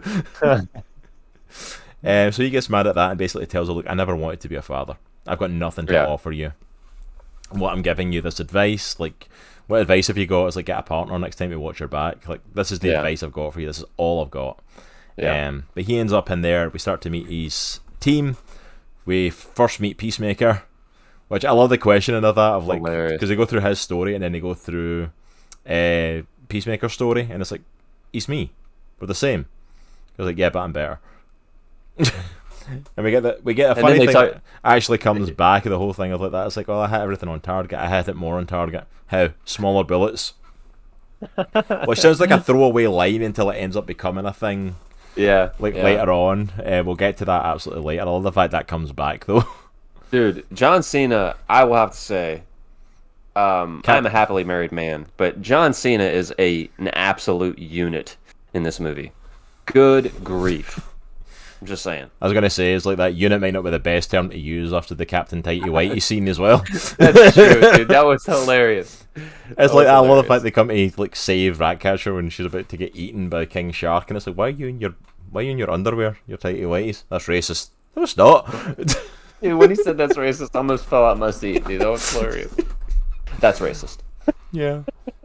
And with that, I figure that was a great performance by John Cena. It's like, well, that's it as well. Locke is like, or Redbeard is like, I think it was meant to be like, you're not technically meant to like him. He's a horrible person, clearly. Yeah. But he does it so over the top. I can't help but like enjoying the guy. Like, I love the little rivalry between him and Bloodsport for pretty much the whole movie as well. One thing I will say, one drawback I will say to Peacemaker that I was thinking about a little earlier today. I feel like for like the first 60% of the movie, he was played for laughs, but he was doing it straight-laced as his character. Like, he believed it. Yeah. And then, like, somewhere between, like, 2/3 of the movie on, that switched the way that his character was portrayed. And, again, that was a tonal thing. That was a choice that was made with that. And, you know, right or wrong, I feel like that took me out of his character a bit, honestly. Really? In what way do you? Yeah. In what way, sort of thing? Because I don't know. Like, there wasn't a whole lot of I guess the way that he approached his lines, like the jokiness, the quippiness, or whatever, just it was gone. The last like 20-30% of the movie. Well, yeah, and I think a lot of that they leaned on that. That was his character in the first part of the movie, and it wasn't there at the end. So it was just weird. See, for me, I think it was more a case of like the way he delivered the lines was just, it was so over the top, ridiculous but he fully believed it. Yeah. But then that last bit of the movie, like when they actually get to Jotunheim, it's like it's everything's gotten more serious, and like, and it's his true mission sort of thing is coming out at that point. Yeah. So I felt like it was still kind of in character, just in that situation there wasn't the opportunity for the quips, because there was a lot of opportunity for it before, because it was like, especially like with him going on with Bloodshot or Bloodsport, it was a lot of back and forth, a lot of comedy stuff, a lot of stupidity and different things. It was all played up, but then you started to get, you know, into the actual, we're in Jotunheim, we're dealing with the Thinker, we're doing all this sort of stuff. Yeah. And it's like it became a lot more serious when his stuff came out. At least that's what I felt personally. Yeah. Dude, I did love his banter with him and King Shark, though. With Peacemaker and King Shark, that was hilarious. That was amazing. He's like, that looks nothing like me. Yeah, that was nothing like me. Although it was very nice, thank you. It's nothing like me. But yeah, so we get like the whole team's gathered together. They get told what they're up to is like they're going to Corto Maltese. There's a new government in place who's not friendly with America, and they have to go in and basically blow up their science division in Jotunheim, which contains Project Starfish, known to DC fans as Starro the Conqueror. A starfish creature that can eject smaller versions of itself and basically latch on to people and turn them into drones and extensions of itself. If you go and check out our Discord, I posted a video that was posted from Variant Comics looking at the origin of Starro, and it'll go kind of in depth of just how powerful he is. We didn't get a chance to see the vast extent of it in this movie because there wasn't an opportunity, which they wouldn't have been able to. But like the extent of what he control, I mean, this guy can control galaxies worth of people in one go. He's one of the strongest mind control villains in the DC comics. So I thought it was really interesting to bring him in as a Suicide Squad villain. Starro's first appearance was actually in the original, like bringing together the first appearance of the Justice League. Yeah. Like in, you know, like Superman, Batman, Flash, Wonder Woman, Aquaman. Like, they all came together to fight Starro. That was their first big villain, so I thought it was a really cool inclusion to bring him in for this. Yeah. I thought he was a way better villain than Enchantress and her 100%. Weirdo brother.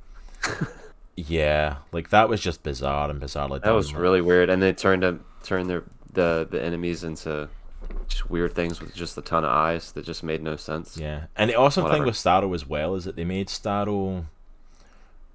him a sympathetic villain. Yeah, I agree. He was just in space, and then like these American astronauts brought him on their spaceship, and he took over them, and they came back to Earth, and he was basically then imprisoned and experimented on for the last 30 years, and it's like, and you very much get that feel of what he's doing. I'm like, I don't blame him for, like, you know, wanting to break out and rampage and do all this stuff, because he is a bit sympathetic. He didn't ask for this. He's been stuck here and tortured by Thinker for 30 years. Yeah. So of course they went off the rails like this. And this was our first introduction as well to Peter Capaldi, phenomenal actor as well, playing the Thinker. Which originally, like in a lot of the stuff that was released for this, it made it look like Peter Capaldi's Thinker was actually part of the Suicide Squad. Yeah, that's what I thought too. And he's not. He works at Jotunheim on Corto Maltese and experimenting on Starro, and he's there in. So basically, the whole plan is to like catch him. He goes to a gentleman's club after work most days.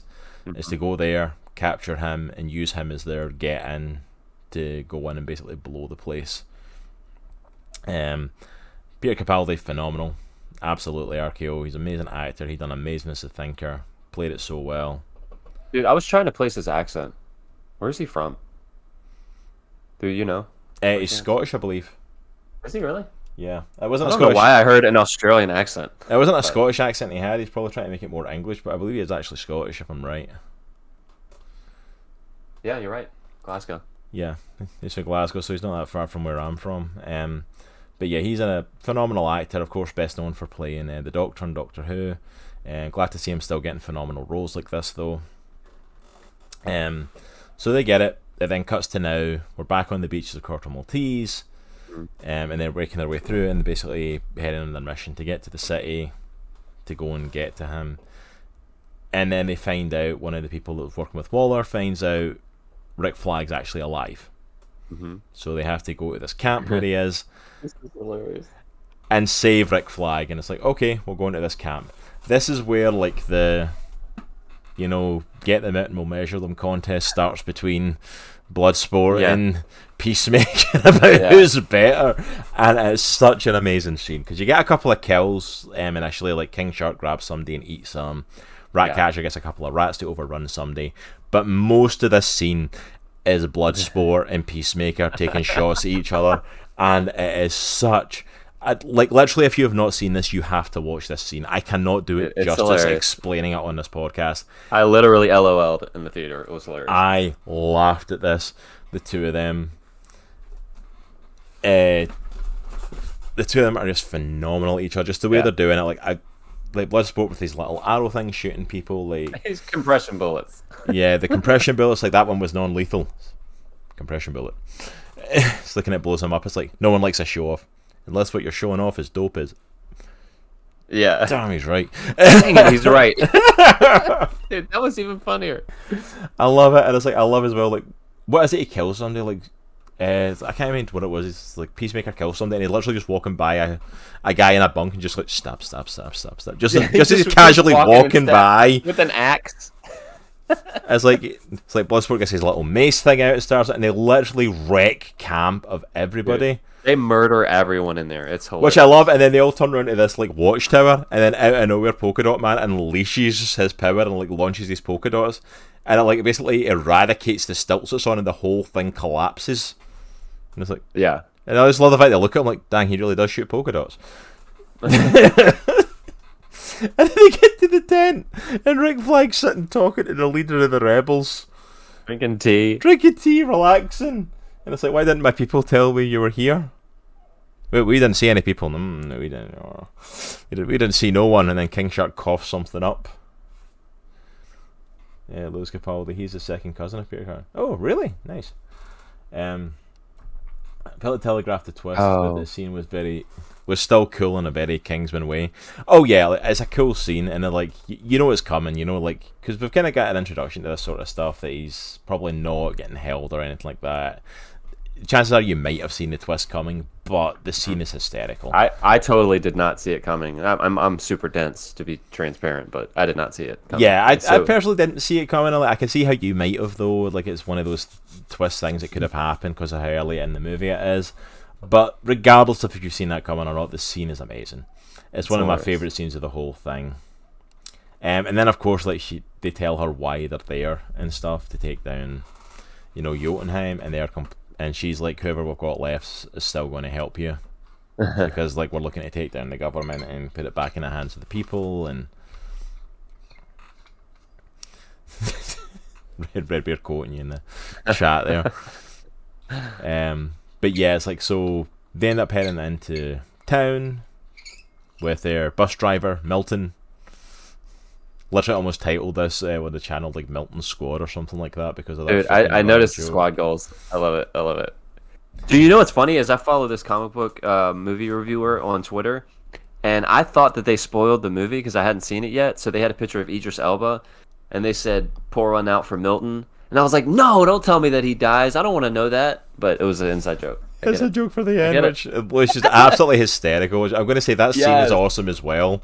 Like, I love how indignant Polka Dot Man gets that they have no clue who Milton is and that he was with them during that scene. We'll get to that scene. That's when they actually get to Jotunheim. But they find their bus driver Milton. They all get changed into normal clothes. King Shark decides to put on a disguise of a fake mustache. It's like, yep, still look exactly like you. And it's a good thing you do, otherwise you would look like a shark-shaped bloke walking up on us.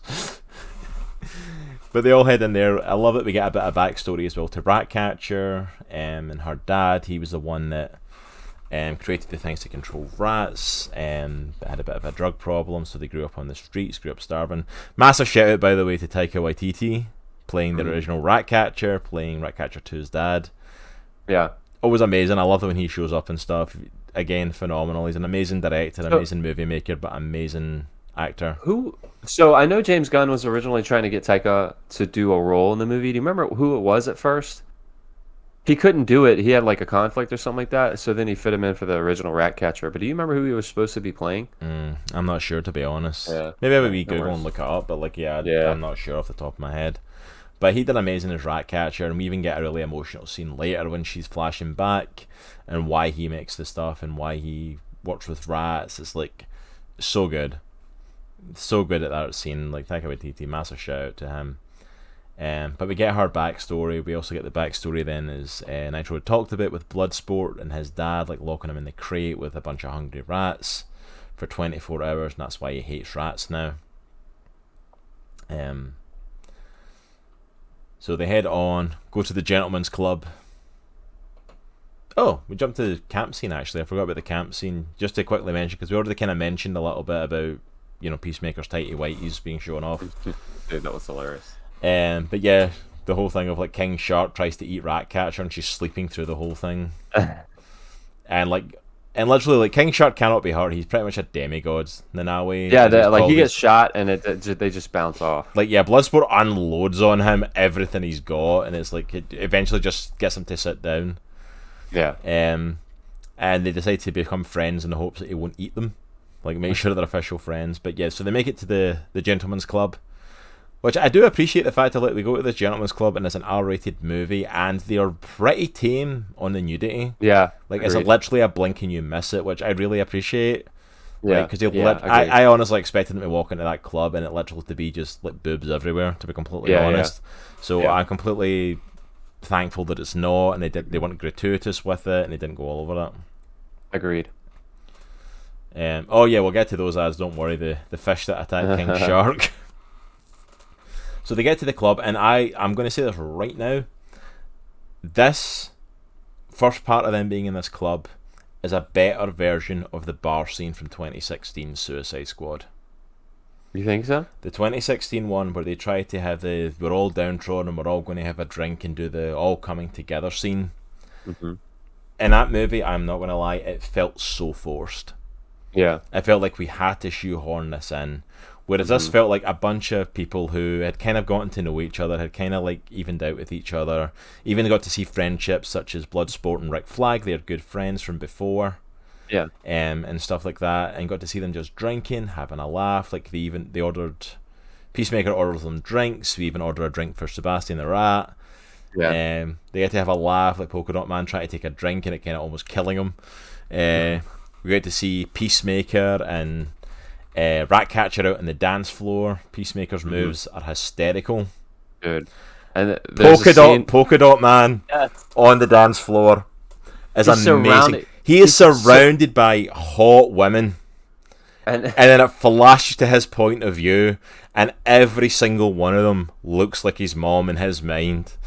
And it is so it's really funny. It's really funny. I love Polka Dot Man. He's amazing. Yeah, he's such a good character in this movie. So he's dancing with his mom multiple times. You get to see Rick Flag and Bloodsport just talking crap, just catching up with each other, just having a drink. Rick Flag even says it to him, like, this might be our last drink together sort of thing, and makes a toast of like, here's to be alive in a few hours. And I'm like, and really big foreshadowing when you know that he ends up dying later on in the movie, which Nitro already mentioned, so sorry for re-spoiling that for you. Yeah. We did already mention it though. Rick Flag dies, gets stabbed in the heart. In case we haven't told you yet, Yeah. And then of course, eventually he shows up. The Thinker comes in to do his after work run round the club. He looks phenomenal, by the way. In his costume. Oh yeah, they done great work. That's great prosthetic work on him. Yeah. I'm sorry, Locke, I know. Rick Flag dies, I know. He trips over some barbed wire, and it's pretty gruesome. To be fair though, it's like that in this movie. You never quite know like who's going to survive or not, because a couple of people look like they're meant to be dead and end up surviving. So, true. Did you know Rick Flag dies? You might have missed it in the movie. Yeah, I know. I don't think they made it obvious enough that he died. They were like, all right, we're gonna stab him in the heart. No. We need to know for sure that he's died. All right, well, let's show a close up of the inside of his chest. This is and this really thing going into his heart and spraying blood out. This is really ground your gears, isn't it? The whole like thing going into the heart. You have mentioned this so many times. This really got you. That's what I'm saying. Like, all right, so I am 100% okay with gratuitous violence in movies. I don't know what that says about me as a person. I'm just being honest. I'm okay with it. I'm okay with it. That being said, like, gets to a point where like, okay, all right, we get it, we get it, we get it. You know, you like it, we get it. I love it, chat. And I feel like that was one of those points where like, okay, we didn't need that, but I love the chat right now. Fun fact: TDK dies too. Spoiler: Bruce Wayne and Batman. Man. And Log, honestly, Flag and Boomerang were the only true full shocks to me. Everyone else that died, I was like, huh, there it was. Yeah, honestly, they were the only ones I knew for a fact weren't going to die. Like, some of the deaths shocked me, but the only ones I was like, yeah, they're probably going to survive was definitely Idris Elba and Margot Robbie. Like, literally, they were the only two I looked at where I was like, yeah. They went so far with the heart thing to fully solidify John Cena as transforming to a baddie. Yeah, I felt like that was to kind of just get him over of like how far he was willing to go for. Yeah. Which is obviously setting up for anyone who doesn't know there's a Peacemaker show coming to HBO Max starring him. So I think they were really trying to get him over of like the mentality he's going to have in that show and what to expect. Because that's the thing, Peacemaker is a bit of a funny character, but I think it was a bit of a... It was a juxtaposition to remind you of like, these aren't good people. He's not a nice guy. He's not likable. Like, he's got this warped patriotic view, but he is literally willing to do whatever is asked of him for the good of his country and to keep the peace.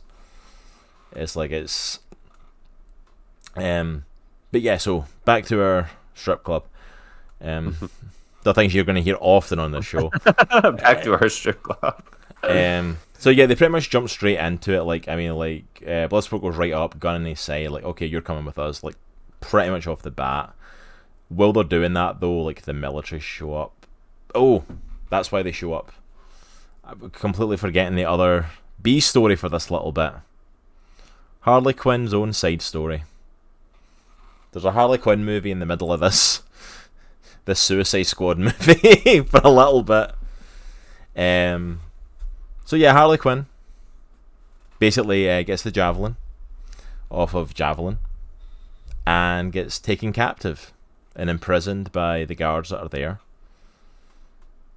Then basically gets taken out of there, all dolled up, put in a beautiful dress, all her makeup done, and goes to see the new El Presidente of Corto Maltese, who has a gratuitous getting out of the pool with his abs glistening shot. Yeah. Just to get over how sexy he is.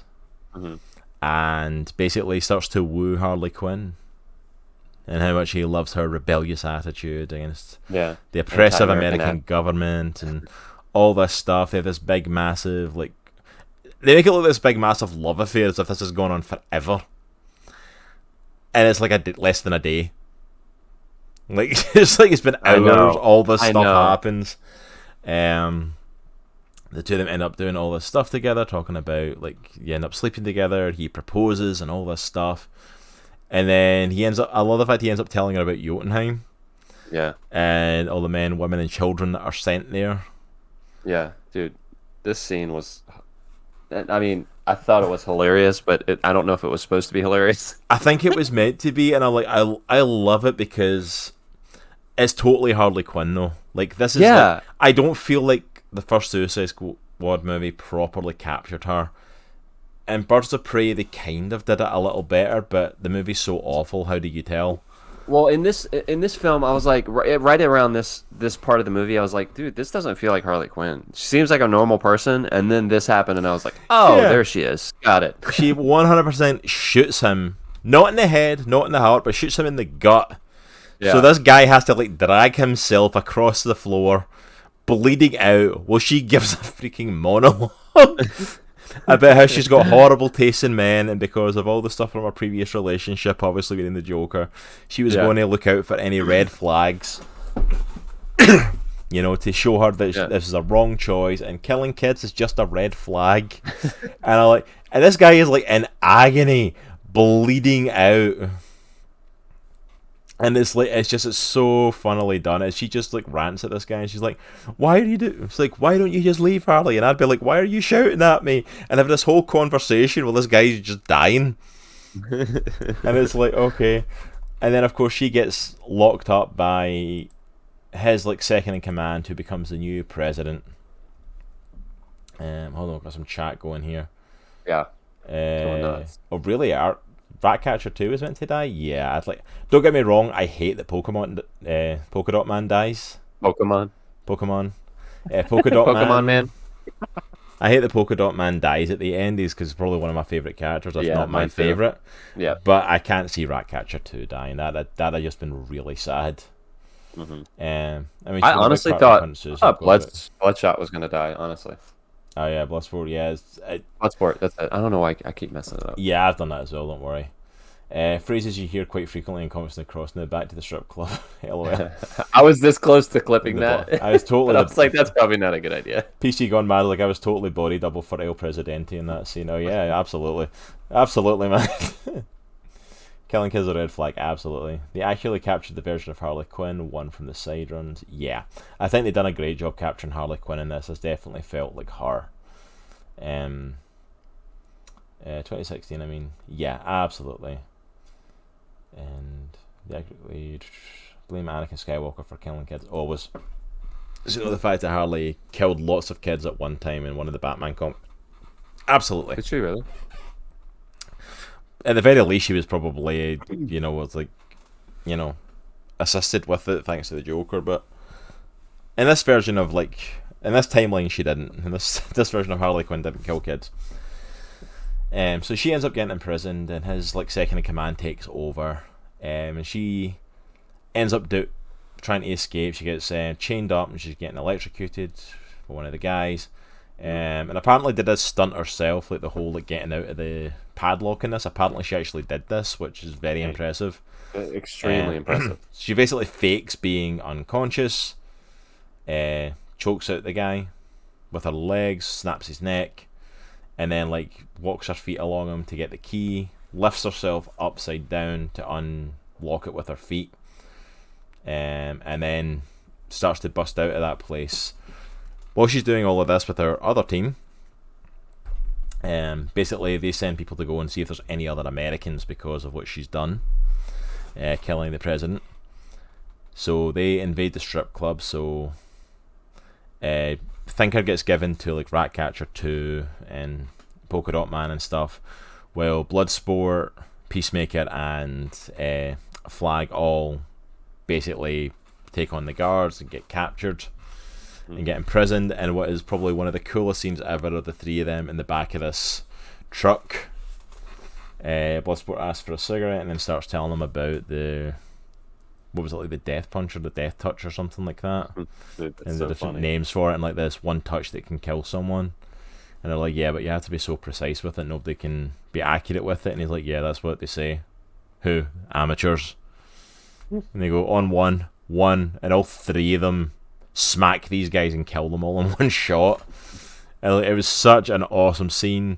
And then you get Peacemaker shoots one of the guys that's driving, the other guy's trying to drive the car and steering it all over the place. He's got his hand through the hole he made, literally grabbing the guy's head, smashing it off stuff. And then they end up rolling down this hill and somehow walk out the back of this thing to get picked up. With John Cena wearing a Baby Gap polo. That's hilarious. I love that the three of them walk out of there. There is no way. The three of you weren't seatbelted in or anything. There's no way you're walking out of there with no injuries. That's. I was fully expecting John Cena to walk out of the back of that vehicle without an arm. For real. Yeah, just be completely okay with the fact that he doesn't have one as well. Yeah. It was okay, yeah, this is nuts, man. But yeah, so they get out of there and they decide the next operation is they need to go get Harley Quinn. Mm-hmm. Because they found out she's still alive. So as they're going to break her out and do her whole thing, they're scoping the place out, they're ready to make their move. Harley Quinn is making her breakout, guns blazing, which I love this scene as well, because I love at least especially the opening part of it, with the handguns and stuff, because it's so easy to think of her as as crazy and ditzy, and yeah, she's a psychiatrist, but that's it. Yeah, look, bird. But she is dangerous. Yeah. She is fully trained and dangerous with weapons. She is a killer. Yeah. She does it with a very nonchalant, jokey attitude, but she can go. And this scene was amazing. The handguns taking out people, phenomenal. I loved the scene where it was the grates at either side of her in the gun room, and just smashing through them all. Like it really got over like the fact of like she can get it done. All right. So this is, I know you and I again had a conversation about this. This is another one of the things that kind of stood out to me that I had that maybe slight issue with was when she was going down the hallway and you started seeing these cartoon characters appear on the walls and flowers shoot behind her. And I am all about artistic expression in movies. Obviously, I love that, and I love people taking chances and stuff. And especially with her, obviously she has a history of mental illness, so that was probably what she was seeing at the moment. But I feel like there needed to be a little bit of context there, more than just everybody knows that she has mental issues. You know what I'm saying? In order to kind of like sell that visual that they were trying to portray. I don't know. For me, it took me out of the movie just a tad. It was a little bit. Yeah, I kind of agree with that. It's supposed to show her mental state, and I very much took it as a case of it was almost like Deadpool's Pull-O-Vision, when he starts seeing random crap and starts seeing stuff that that isn't quite there to show that he's not totally mentally with it. Yeah. And I'm fully for that showing her. Like if that's her mental state and how you're showing, like she's seeing all this random crap. And it would actually fit her very well to see all this random stuff and all these happy, lovely flowers and cartoon birds while she's like completely murdering people. Mm-hmm.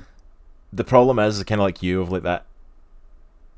I don't think it bothers me as much as it bothers you, but like I do get it's not been established prior to this.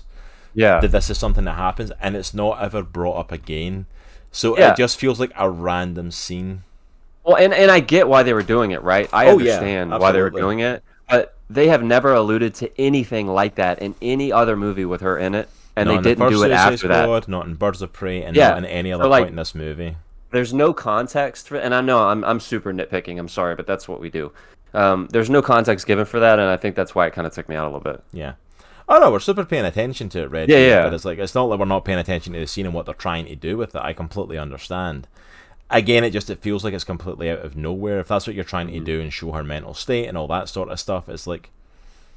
And there's some in the Birds of Prey too. I completely missed that then. Like I've watched these movies, and like I've not seen any of that stuff. I've watched this movie twice through, and I did not see that in any other scene where she's seeing stuff like that. It's like it doesn't pop up.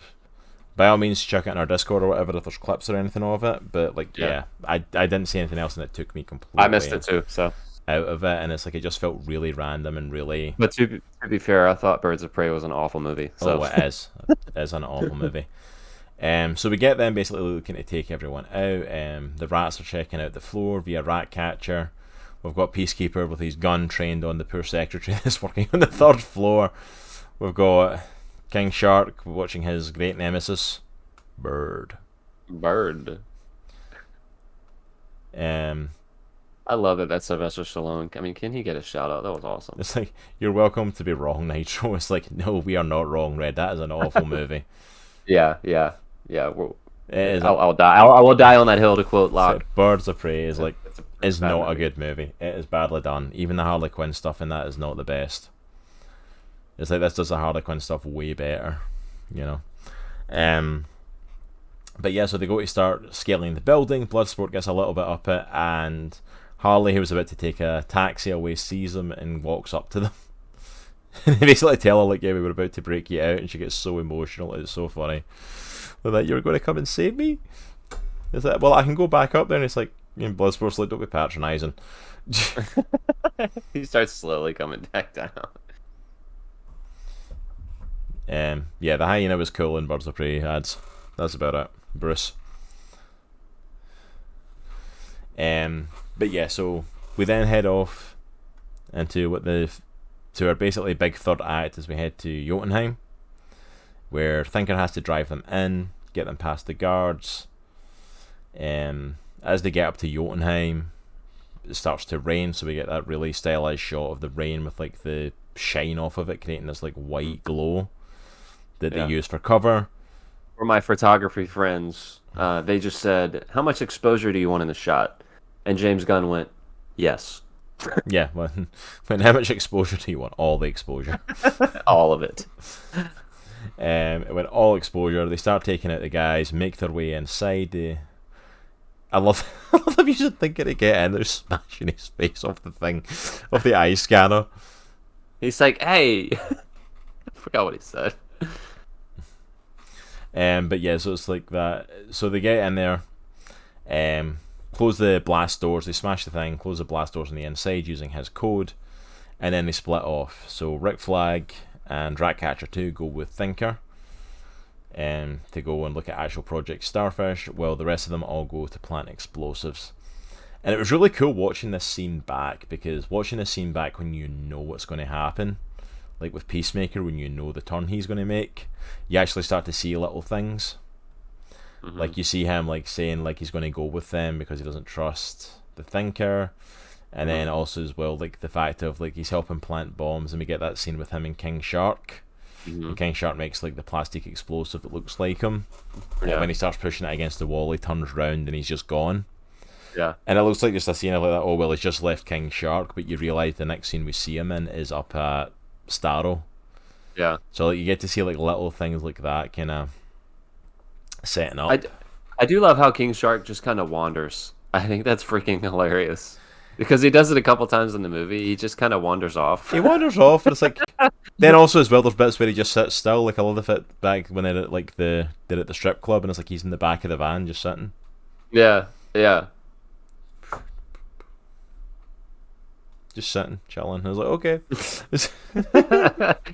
Yeah, I agree with Locke. Like when yeah. King Shark ripped that dude in half, I was like, yes. But yeah, like I honestly thought when he went up to that dude, I thought he was just going to eat him. I thought he was just going to eat him like he does with the rest, and then just goes rip. Yeah. Like, oh my goodness, he just ripped the dude in half. Yeah. Great movie. It was basically an issue of Harley's comic runs at the time. Fair enough, No, Redbeard. I just wasn't a fan of the movie, honestly. I was going to say I could get into a whole rant about Birds of Prey. I don't want to go too far off topic with it, and it's like I just think they done dirty to pretty much every character, and they basically screwed it over by saying it's a Birds of Prey movie when it was actually just like it's a Harley Quinn movie, but we're going to shoehorn in all these other characters. Yeah. I feel like they messed up a bunch of the other characters and did not do them justice, most specifically Cassandra Cain. And then, of course, you got Ewan McGregor as Black Mask, and Such a waste. what the heck he did with him? I'm like, that wasn't Black Mask. Yeah. And you're using Ewan McGregor. How do you screw that up? Yeah. You know what I mean? And it's like in Harley Quinn, I'm like, she was passable in this. I think in this movie she was so much better and a lot more on point. That's personally for me, but I think Birds of Prey is one of their. It's hard to say one of the DCU's worst movies, but. I feel like so. Not to continue this line of conversation, but like Captain Marvel is probably one of the few Marvel movies I don't own, just because I wasn't a huge fan of the movie. Birds of Prey is one I don't own of DC, again for the same reason. I just don't think it's that great of a movie, honestly. No, I don't think it was. I think you could literally, watch through the DCEU movies and avoid that, and I don't think you're going to miss anything. Yeah, agreed. And that's just my personal take on it. But yeah, I'm not a fan of Birds of Prey. Not even as a popcorn film to sit and watch. Like this is a popcorn film, sit down and watch. It's not perfect, but it's enjoyable. Mm-hmm. Like Birds of Prey, no, Yeah. not in my opinion. I'm not a fan of it. But yeah, so we get to Jotunheim, we get up to Project Starro, and they get their first look at the Starro. Well, most of the DCEU movies being awful, absolutely, you can definitely see that. Redbeard, most of them are not Agreed. watchable. But yeah, so they get up to there, to Project Starfish. We see so many people with starfish on their face. So many people that have been taken over by Starro. And at first Starro thinks they're there to possibly take out Thinker and save him, and it's like, no, he tells them, no, they're here to kill you. Yeah. But then we get a nice little gross scene as well of operations that have taken place on some of them. There's a dude there that's got no lower body. We've got one who the starfish has mostly been ripped off, just some of the tendrils are still touching and moving it, and literally their face is gone, the starfish had been buried in it. And we get our first kind of glimpse of how big Starro is after 30 years of being trapped there. Hundreds of feet tall. And then Thinker unleashes the big kind of twist for this, that you get with stuff for Suicide Squad, because they never get the full story initially. And the big twist for this one was they're actually there to blow the place up to cover up the US's involvement in it. He tells them because the US government is actually behind Project Starfish, they just don't like doing it on US soil and making it obvious that they're doing it. And now these people aren't. going to be allies to us and are going to try and use it against us, so we're going to blow it up. That leads to Rick Flag trying to steal the hard drive, and basically like he's going to show it to the people and stuff. That isn't what he signed up for. Mm-hmm. Which I'm like, okay, which I kind of like with you, like I don't feel like it was a build up for Rick Flag to all of a sudden go gung ho hero. Yeah. Sort of at that point, but then we get the whole stuff with him and Peacemaker. Mm-hmm. Peacemaker, who's obviously got a secondary mission that we find out is to basically make sure that hard drive, that information gets buried there. He's like the only one that really knew the full extent of it. Yeah. So they go to take on each other, and the ceiling collapses on them. And Starrow's thing's smashed open. He sends his tendrils in and pulls in Thinker, who gets ripped and gets his arm and leg ripped off, and then the rest of him gets slammed against the window and splatters. Like it's a polity, gruesome. like boom. There's no physical stuff left. He is literally just a splosh on the window of blood. I mean, speaking of Thinker, like I found myself last night after the movie saying I don't feel like there was a ton, like he didn't do a ton in the movie, but the more I thought about it, the more like I feel like there was some good character development from here. I feel like I just wish there was more of him. I feel like there should have been more of him, but I feel like it was mostly backstory to him. It was setting up someone who's believable that could have been doing this, someone who's highly intelligent, that's been pushing these experiments for 30 years and trying to do this. He was a good choice for that. Agreed. And at the same time, I think it's the best choice for someone like that. I can't think of another character to really take over unless it's just a random. Yeah. And him being part of the Suicide Squad itself wouldn't have made as much sense because there was nothing much to do. Mm-hmm. Yeah, I enjoyed this version of the Thinker as well, Redbeard. I kind of like DeVoe's in The Flash. I thought it was an interesting take on it, but like I did like Peter Capaldi's Thinker. He seemed very megalomaniac. Like he was quite happy and content being the intelligent man who saw himself as higher than everything else. But like doing these horrible experiments and not really caring for the people. But yeah, so the whole ceiling collapses in on them, and then we get like 8 minutes earlier and what everyone else is up to, which has to be some of the best scenes, like in Jotunheim, is all the stuff that's going on as they go to plant bombs higher up. Dude, that's so funny. That's so funny. And we get King Shark's wandering off scene as he finds a random. That's a question as well. Like that's like, why is there a random aquarium with these like terrifying little jellyfish things in it? Just no clue. Jotunheim is literally built to hold Starro. Why are these things here? What are they? There is no explanation. They're just there. And he thinks he's made some friends. He moves his hands up, and a whole bunch of them come over. They make the shape of him. He does like little jumps, and they follow him, and then he starts running, and they're all running with him. It's all very cute. While they're doing that, they're heading through some of the lower levels of the building. The Bloodsport, Harley Quinn, Polka Dot Man, and Milton. Who It's just been a tag along who helped them get on the base. Yeah, who just came in with them like when they were on the bus, and I'm like, why the heck are you here? And Redbeard called it out earlier. That was a callback to a Deadpool 2 moment. Is that what you said, Redbeard? Anyways, sorry. I remember a comment back. No worries. So we get that shot, and then they get attacked. Milton gets gunned down. And all the fact they all duck into like cubicles. Yeah, absolutely. That's what I was thinking, was like the whole thing with Peter, like just this random tag-along guy. I absolutely thought of Peter from Deadpool 2. 100% thought of that. Milton gets like destroyed. Polka Dot Man avoids it because he drops some of the stuff, some of the bombs. And Ben's in to pick it up, and him, Harley Quinn, and Bloodsport all like duck into cubicles. And they all just sit quiet for a minute, and Bloodsport like, has anyone got any eyes and ears on them? And he's like, they killed Milton! Milton was with us! Who's Milton? It's like, and Harley's like, who's Milton? Like, Milton, he's been with us since the beginning! It's like, I'm sure I'd remember if there was a Milton. And it's like that, and Bloodsport's like, where did you think Milton was? I was like, I thought he was just still back at the bus. And it's like, and I love Polka Dot Man gets so like frustrated with Harley Quinn, stands up, is like that. It's like, he's been with us, he's been helping us, he just sacrificed himself. He's getting so infuriated that they don't know who he is. And then I look at him and I was like, Milton. I thought you were Milton. That's right. Oh yeah, at the end she thinks it's freaking Bloodsport. But yeah, more guards come in. They start to take them down, and Polka Dot Man like launches his polka dots, and one of them basically sets off one of the bombs, which sets off a chain reaction on all the explosives, blowing the place way sooner than they're meant to. Mm-hmm. Which leads to King Shark at the tank getting flooded into the level that they're on and getting flooded right out the building. After he gets eaten almost by his new friends, they all start to hover around him in the water, and then it's like they all like lift the bottom size up, and there's like all these sharp teeth, and they all start jumping on him. And they actually penetrate his skin, which nothing else has been able to do. Yeah, they start to penetrate his skin, and then it's like the water bursts out of the building. It looks like he's like seriously in trouble though in that scene, because there's just like a well of like red water.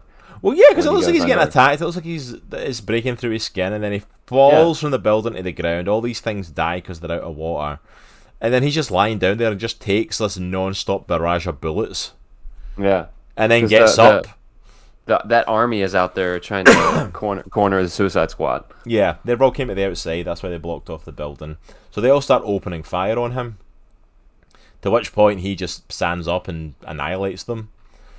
Bloodsport, Harley Quinn, Polka Dot Man all rush to the far side of the building. Bear with, take a drink. A coffee, so I need a little bit of water. So they all make a jump before the building falls. Polka Dot Man hits a pole that's sticking out. Harley Quinn manages to catch on with her javelin that she's still got with her. And Bloodsport does the most comic book landing ever as he lands on a bit of flooring after it crashes. I'm like, how did his legs not snap? Which that first one, like the rest of them, okay, it wasn't that far a fall. That first one, he fell like 30 feet and landed on his feet. I'm like, no way. His leg should have snapped on that landing. I don't care what he's wearing to help him. Like that was you're done. Yeah, and it's like just boom through all the floors. He's doing all of that, of course. While John Cena, Peacemaker, starts fighting with Rick Flag over the hard drive, and beating the brakes. Which I'd like to point out, I really love that stylized shot, like the first part of that when it's going round like Peacekeeper's helmet, watching the fight with them. That's so cool. It's so well done. That shot. Agree. I love that shot. They beat the snot out of each other. The two of them go at it. Yeah. They are Rick Flag gets in his licks too, though. Yeah, like it's not like totally one-sided. Oh yeah, Rick Flag wrecks him. Peacemaker wrecks him back. They are wrecking each other.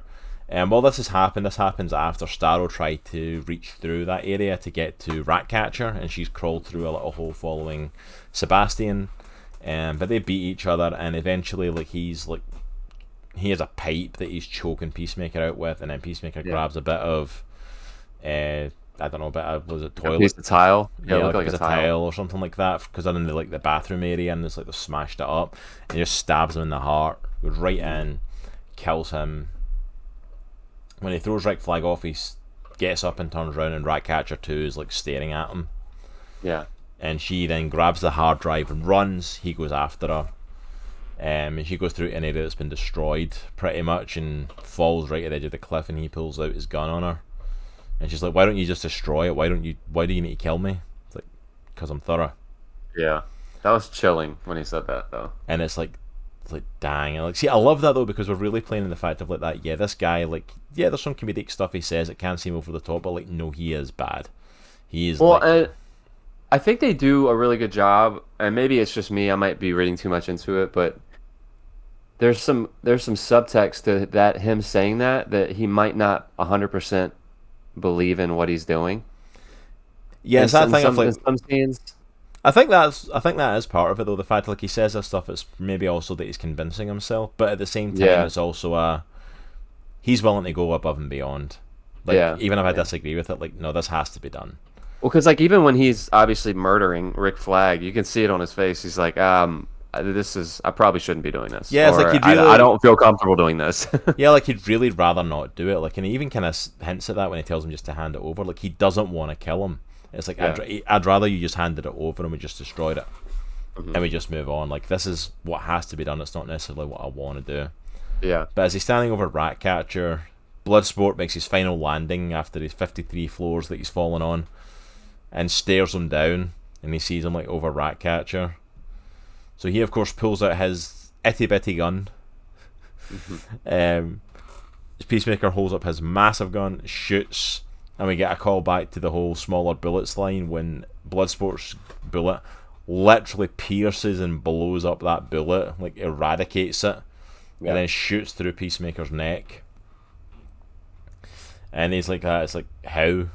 Smaller bullets. It's like, you were joking about it, I actually have them. And he collapses, looking to be fully dead, which I'm not going to lie, going into this movie, I fully expected, I know there's an HBO Max show coming, I fully expected that HBO Max show to be a prequel. Yeah. And I 100% expected that Peacemaker was going to die in this movie. I had a feeling he was going to die. And spoilers for the other end credit scene, he doesn't. He's picked up. I totally missed the end credits. He's picked up by the government right at the end. Is in the hospital, and you see members of like Waller's squad that were working in the room with her saying that they've got a mission for him. So it's clearly like next coming up is going to be the Peacemaker series for him. So that's two people that look like they were dead in this movie, Weasel and Peacemaker, that actually survive in the end credit scenes. Yeah, absolutely, Redbeard. Like, he very clearly believes that, not necessarily like what he's doing has to be the right thing, but he believes that he has to follow the orders. He believes the orders are the right choice no matter what. We do need more Lobo. Absolutely, Red. I'm all for a Lobo series. Bring me some Lobo and I will quite happily watch that. He deserves an HBO Max series. So the team kind of gather together again, and make their way out of the building because now Starro's free and is starting to make his way out and smashes through the building. We then get Starro's whole thing of his first takeover, takes over all the army dudes, and starts making his way towards the city, because that's what Starro does. He wreaks havoc, he conquers, and this is also a revenge thing for being locked up for 30 years, because of course he will, why wouldn't he? Yeah. Suicide Squad basically are able to get in touch with Amanda Waller again at that point. The comms have been kind of down partially from a blocker, and it's now free, and she tells them to leave him alone. They're no longer an ally of the US. They've taken care of what they had to so they can get out of there. So they're all about to walk away from it. They're all about to take off. Bloodsport starts walking away and they start to follow, and then you see Bloodsport just kind of stopping himself. Yeah. And it's like he can't just let it go, and he's like, and he starts heading in, and then one by one they all start to kind of go with him, with Waller screaming down their earpieces that she's going to blow them up. Every curse word you can think of. And she even gets it, she unlocks the box, she lifts his switch and is literally about to press the button, and then one of the members working in her office smacks her in the back. Wraps a metal pipe around her face. Back of her head gets smashed in with this pipe. And then as the team just jump on helping the Suicide Squad to like take this out. As they're heading that way, we see Starros like starts to take over the town. Like, he has got hundreds, if not thousands, of people already like under his control. I'm sorry, Locke. I was singing that in my head as I was reading that. Make him a way downtown. Faces lashed, buildings smashed. He's Starro. Alright. That's awesome. I had to call it out. I love that. That's amazing. But so they head down basically to take on Starro. Bloodsport does his whole like bring out the big gun, the one that you see through the trailers with the spinning end on it. Like, I love how he's just grabbing pieces of his suit and just keeps sticking it onto the gun, like adding stuff. Starts blasting at Starro, does nothing, not a thing, except annoys him. Starro starts coming at them, and they regroup. So Harley Quinn goes up top, and nom nom for King Shark.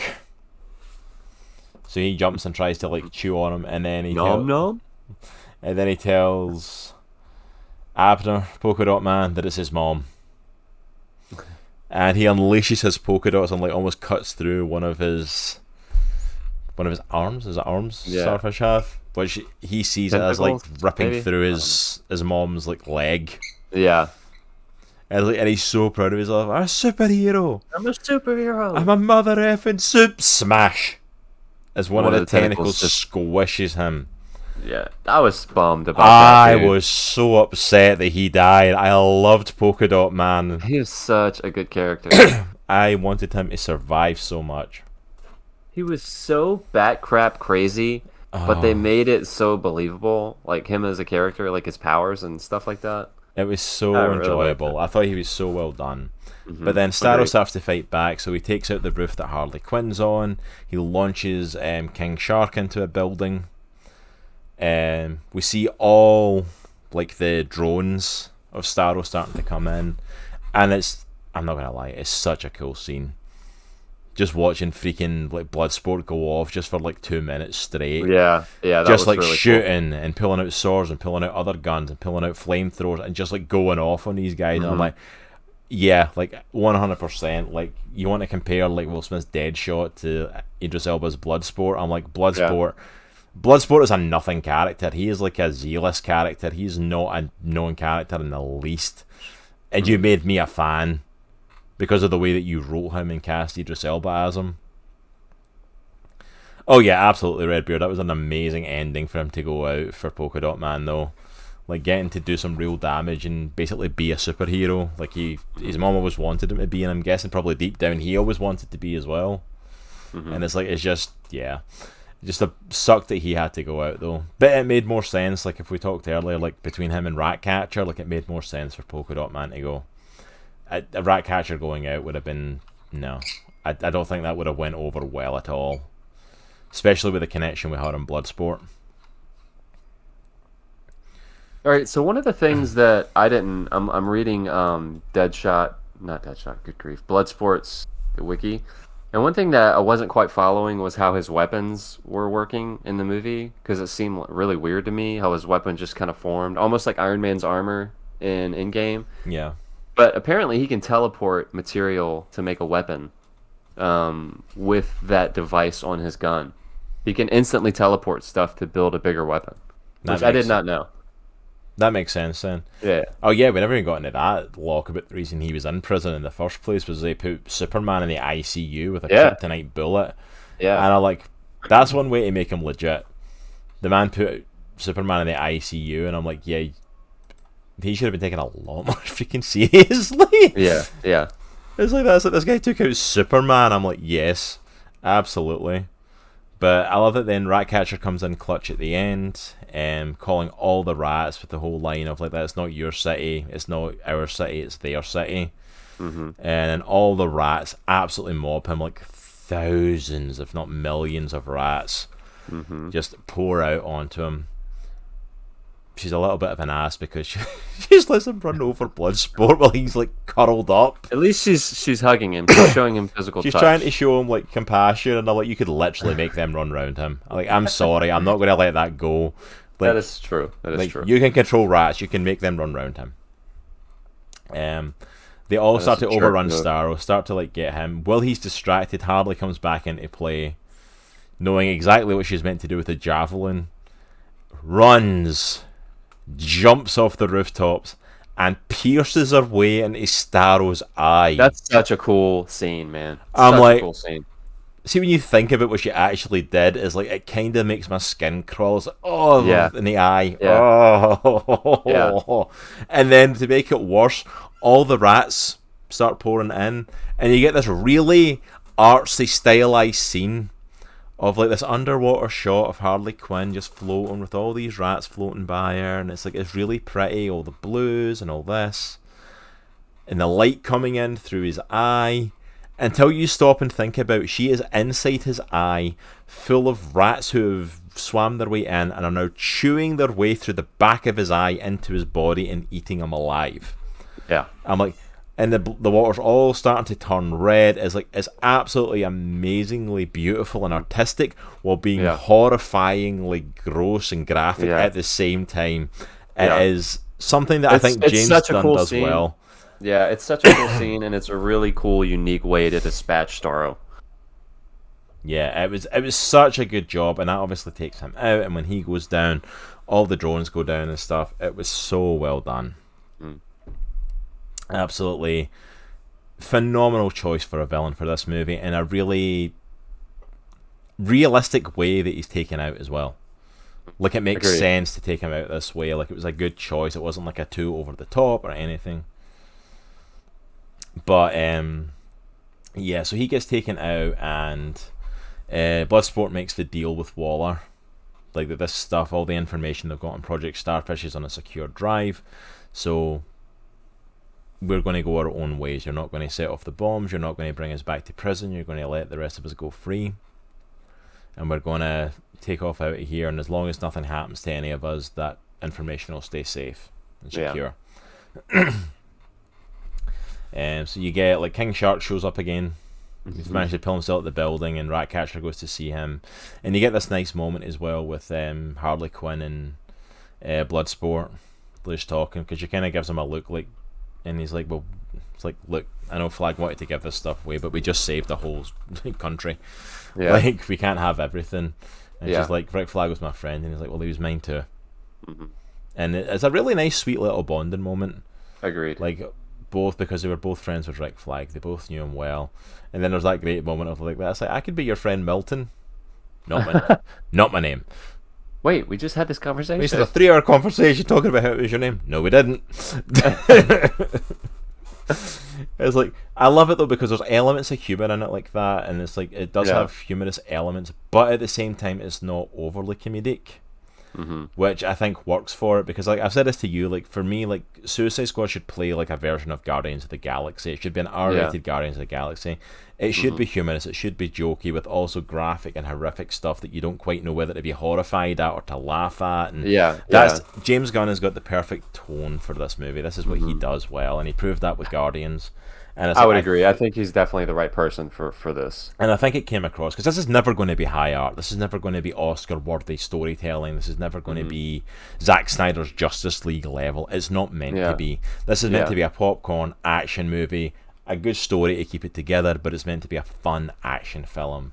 And we get to see them all just going off happy in a helicopter. We get picked up. We get, like, what's her face, Ratcatcher lying against King Shark, just resting. Harley Quinn and Bloodsport smiling at each other, and she kind of starts to rest, and then he looks down, Sebastian's on his leg, as we talked about earlier. He, like, tenses up immediately, and then like calmly, like, tries to start petting this cute little rat who has been giving him gifts and trying to wave at him and be sweet to him, and is just curled up on his leg, and it's like, oh, that's a story arc I did not realise I wanted in Suicide Squad. Dude, it's so funny. But it's amazing, and I love it. It's so good. And that's it. And then, we talked about the end credit scenes. Nothing major from it. The first one is just a hint that Weasel's still alive. He survives somehow drowning and ends up wandering off into Corto Maltese. And then the very end credit one is Peacemaker's still alive, and he's still recruited by the US government. Yeah. Probably still by Waller as well, just in a separate role from Task Force X. And that's it. That's the Suicide Squad. That was the movie. This movie was so good. It was a lot of fun. The more we talked about it today, the more I'm remembering that I really did like it. But there's my wife popping in as well. Sean Gunn is doing more animation suit acting, but he'll always be Kirk to me from Gilmore Girls. Yes, I agree. I've seen Gilmore Girls at least 3 times with my wife. I would agree. Yeah, I've seen the whole thing with my wife. We've watched through it all. But yeah, it's like actually good shout out for Sean Gunn as well. He had 2 small roles in this, but he got to play 2 separate characters. One of them 100% mocap stuff, which he's done before. He played the on-screen Rocket in Guardians of the Galaxy. So shout out to him as well, doing mocap again for playing Weasel. Did awesome. But I'm glad we got to see him on screen as Calendar Man as well, just even briefly. The dude's an amazing actor. He's well worth, like, doing comedy stuff and that. He doesn't get enough credit for the stuff he does. He's awesome. He is great. He's great. But so overall thoughts on the movie then. Now I went through it. What did you overall thoughts on James Gunn's The Suicide Squad? So I retract my statement from last night. The 2016 is not better. What, you didn't think David Ayers was better? I really did like this one, and you made a really good point. I think tonistically, James Gunn is the best person for this type of movie. I still believe there were some missteps as far as the consistency in the tone. And that's why it's not as high as it may be in in other people's books, which is totally cool.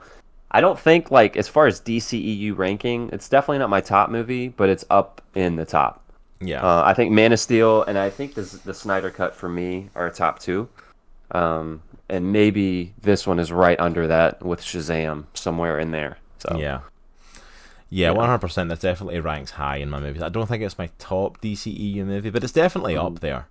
Yeah. Yeah, I would agree because I mean, what are your alternatives? You have Birds of Prey, you have Aquaman, you have Wonder Woman, all in my opinion either bad or meh. You know? Yeah, it's like it's definitely up there. It's definitely top 5, 100% DCU movies at least. Maybe like maybe in midweight, maybe in top 3 even, depending on what mood I'm in. There's definitely some missteps in this for me. I'll be honest, like I'm not a big fan of James Gunn's comedy a lot of the time when he's allowed to go all out. When he's got a collar on him, like with Guardians, I think it works. But at the same time, like I am not a fan of stuff like I mentioned to you last night. One of the first ones I remember watching, it was a big James Gunn one that I watched, was Slither, also starring Nathan Fillion and Michael Rooker. Shout out to them, they've been in pretty much every movie he's ever directed, both of them, at least in small parts. Yeah. That was hailed as this big like horror comedy like Shaun of the Dead, and I'm like, it's so bland, forgettable. Yeah. It's not even close to Shaun of the Dead, and it's like I'm not. And don't get me wrong, if you're a fan of James Gunn's comedy stuff, if you like the comedy he does, especially when he's allowed to be fully R-rated and out there, then by all means. We say it all the time with comic books, like not everything is going to be everyone's cup of tea. Not everyone's going to enjoy the same stuff as each other. If some people, this is their favourite DCEU movie and this is the best movie DC's put out and it's 10 out of 10, more power to you. Enjoy that. I enjoyed it, but it's not that high ranked for me as those. Yeah, his humor does get, like, I'm a dude, so I love juvenile humor, all right? But it can get a little too much at times, so I would agree with you. Yeah, like some of the comments in this, you can clearly tell were meant to be funny, and it's like and I was even saying to you beforehand, they just didn't come across funny to me. Yeah, I just kind of like you just mention it, and I'm like, that's what a 10-year-old would say that they think's funny. You know what I mean? It's like it's not a good comedy written bit, but that's just me for some of it. If you fully laughed your head off at it, by all means, I'm not trying to insult or anything. I'm just saying from my perspective and what I feel on it. But yeah, it's like overall though, I fully enjoyed this movie. Like I happily watched it again last night. I watched it. Definitely want to watch it again. Yeah, I watched it when it first came out, and I watched it again last night just to prep for today and stuff, and just to rewatch it and get a second viewing on it because I think that's important to always do. Yeah. But I enjoyed it. I liked this movie. I thought it was good. It's definitely up there. It's definitely better than David Ayer's, and you know, I mean, I'm probably gonna end up eating my words on this one, like I did with the freaking Snyder Cut. But a lot of people are still calling for the Ayer cut, and I don't think we're going to get it. And the reason I don't think we're going to get it with this one though, is because after Justice League it stopped. We didn't get a continuation. We didn't get to see a lot of these characters back again. We now have a new Suicide Squad movie, and it's getting really highly acclaimed. I don't think Warner Brothers is going to see a point. Like, why would we go back and release the Ayer cut? Because yeah, even if this is proof, and I saw people saying, well, this is proof that Warner Brothers should just let their directors do the movies, which I fully agree with. Let them do it. They clearly know what they're doing. But I don't think they're going to see point in putting money into making an Ayer cut for release when they could just do a sequel to this with James Gunn at the helm again and try and get another banger out of it. Like I don't see it. The difference with Justice League was there was no sequel. Like it was almost like the DCEU came to a stop, and we were like, are we still doing the DCEU? We don't even know. Yeah. With us, we're still. You need a Kevin Feige, man. How many times we got to say this? DC, if you're listening, you need a Kevin Feige. Oh yeah, we know DC always listens to the podcast. Absolutely. Let's see what's wifey saying. The Scott Parsons podcast, Sean talks about him and his brother and how they got involved in the more action superhero acting. Sean never imagined him getting involved in something so big. He thought UG would be his biggest. Yeah. I mean, that's it. They've done tons of stuff together. It's like, but 100%, like, yeah, they're doing awesome in these movies. Like Sean Gunn honestly doesn't get enough credit for the stuff he does. Yeah, I'm with you. The whole absolutely with that one. The lowbrow humor log is like definitely had some good funny points, kind of like what you're saying, like the beach comment and stuff. Like absolutely, it's like what in the world. But yeah, like there's other stuff where he's talking about stuff where it's kind of like I don't know if that fits like this. I'm like it's not funny. Some of it, I'm like but then again, other bits I'm like that. I'm completely rolling. I'm like that's what in the world. Like it's just so bizarre and out there. It just has to be comical, you know. But yeah, I think that's it. I think we're wrapped up for Suicide Squad. Thank you for everyone. I'm gonna watch it again this week, man. Yeah, thank you for everyone who joined us for that. Thank you so much for everyone who's came and hung out with us today. Join me for the Good Morning Guys tomorrow, and join Nitro on Tuesday night at 8:30 to do some more Art of the Hero podcast or stream. I don't know why I call it a podcast. I'm getting tired. I'm getting hungry. It's okay, dude. Yeah. Shut up, Cross. It's one of those days. We will see you all later this week. Take care, and remember, it is a good week to be a geek. I'll see you all soon. Hey, guys and ladies. Cierra mi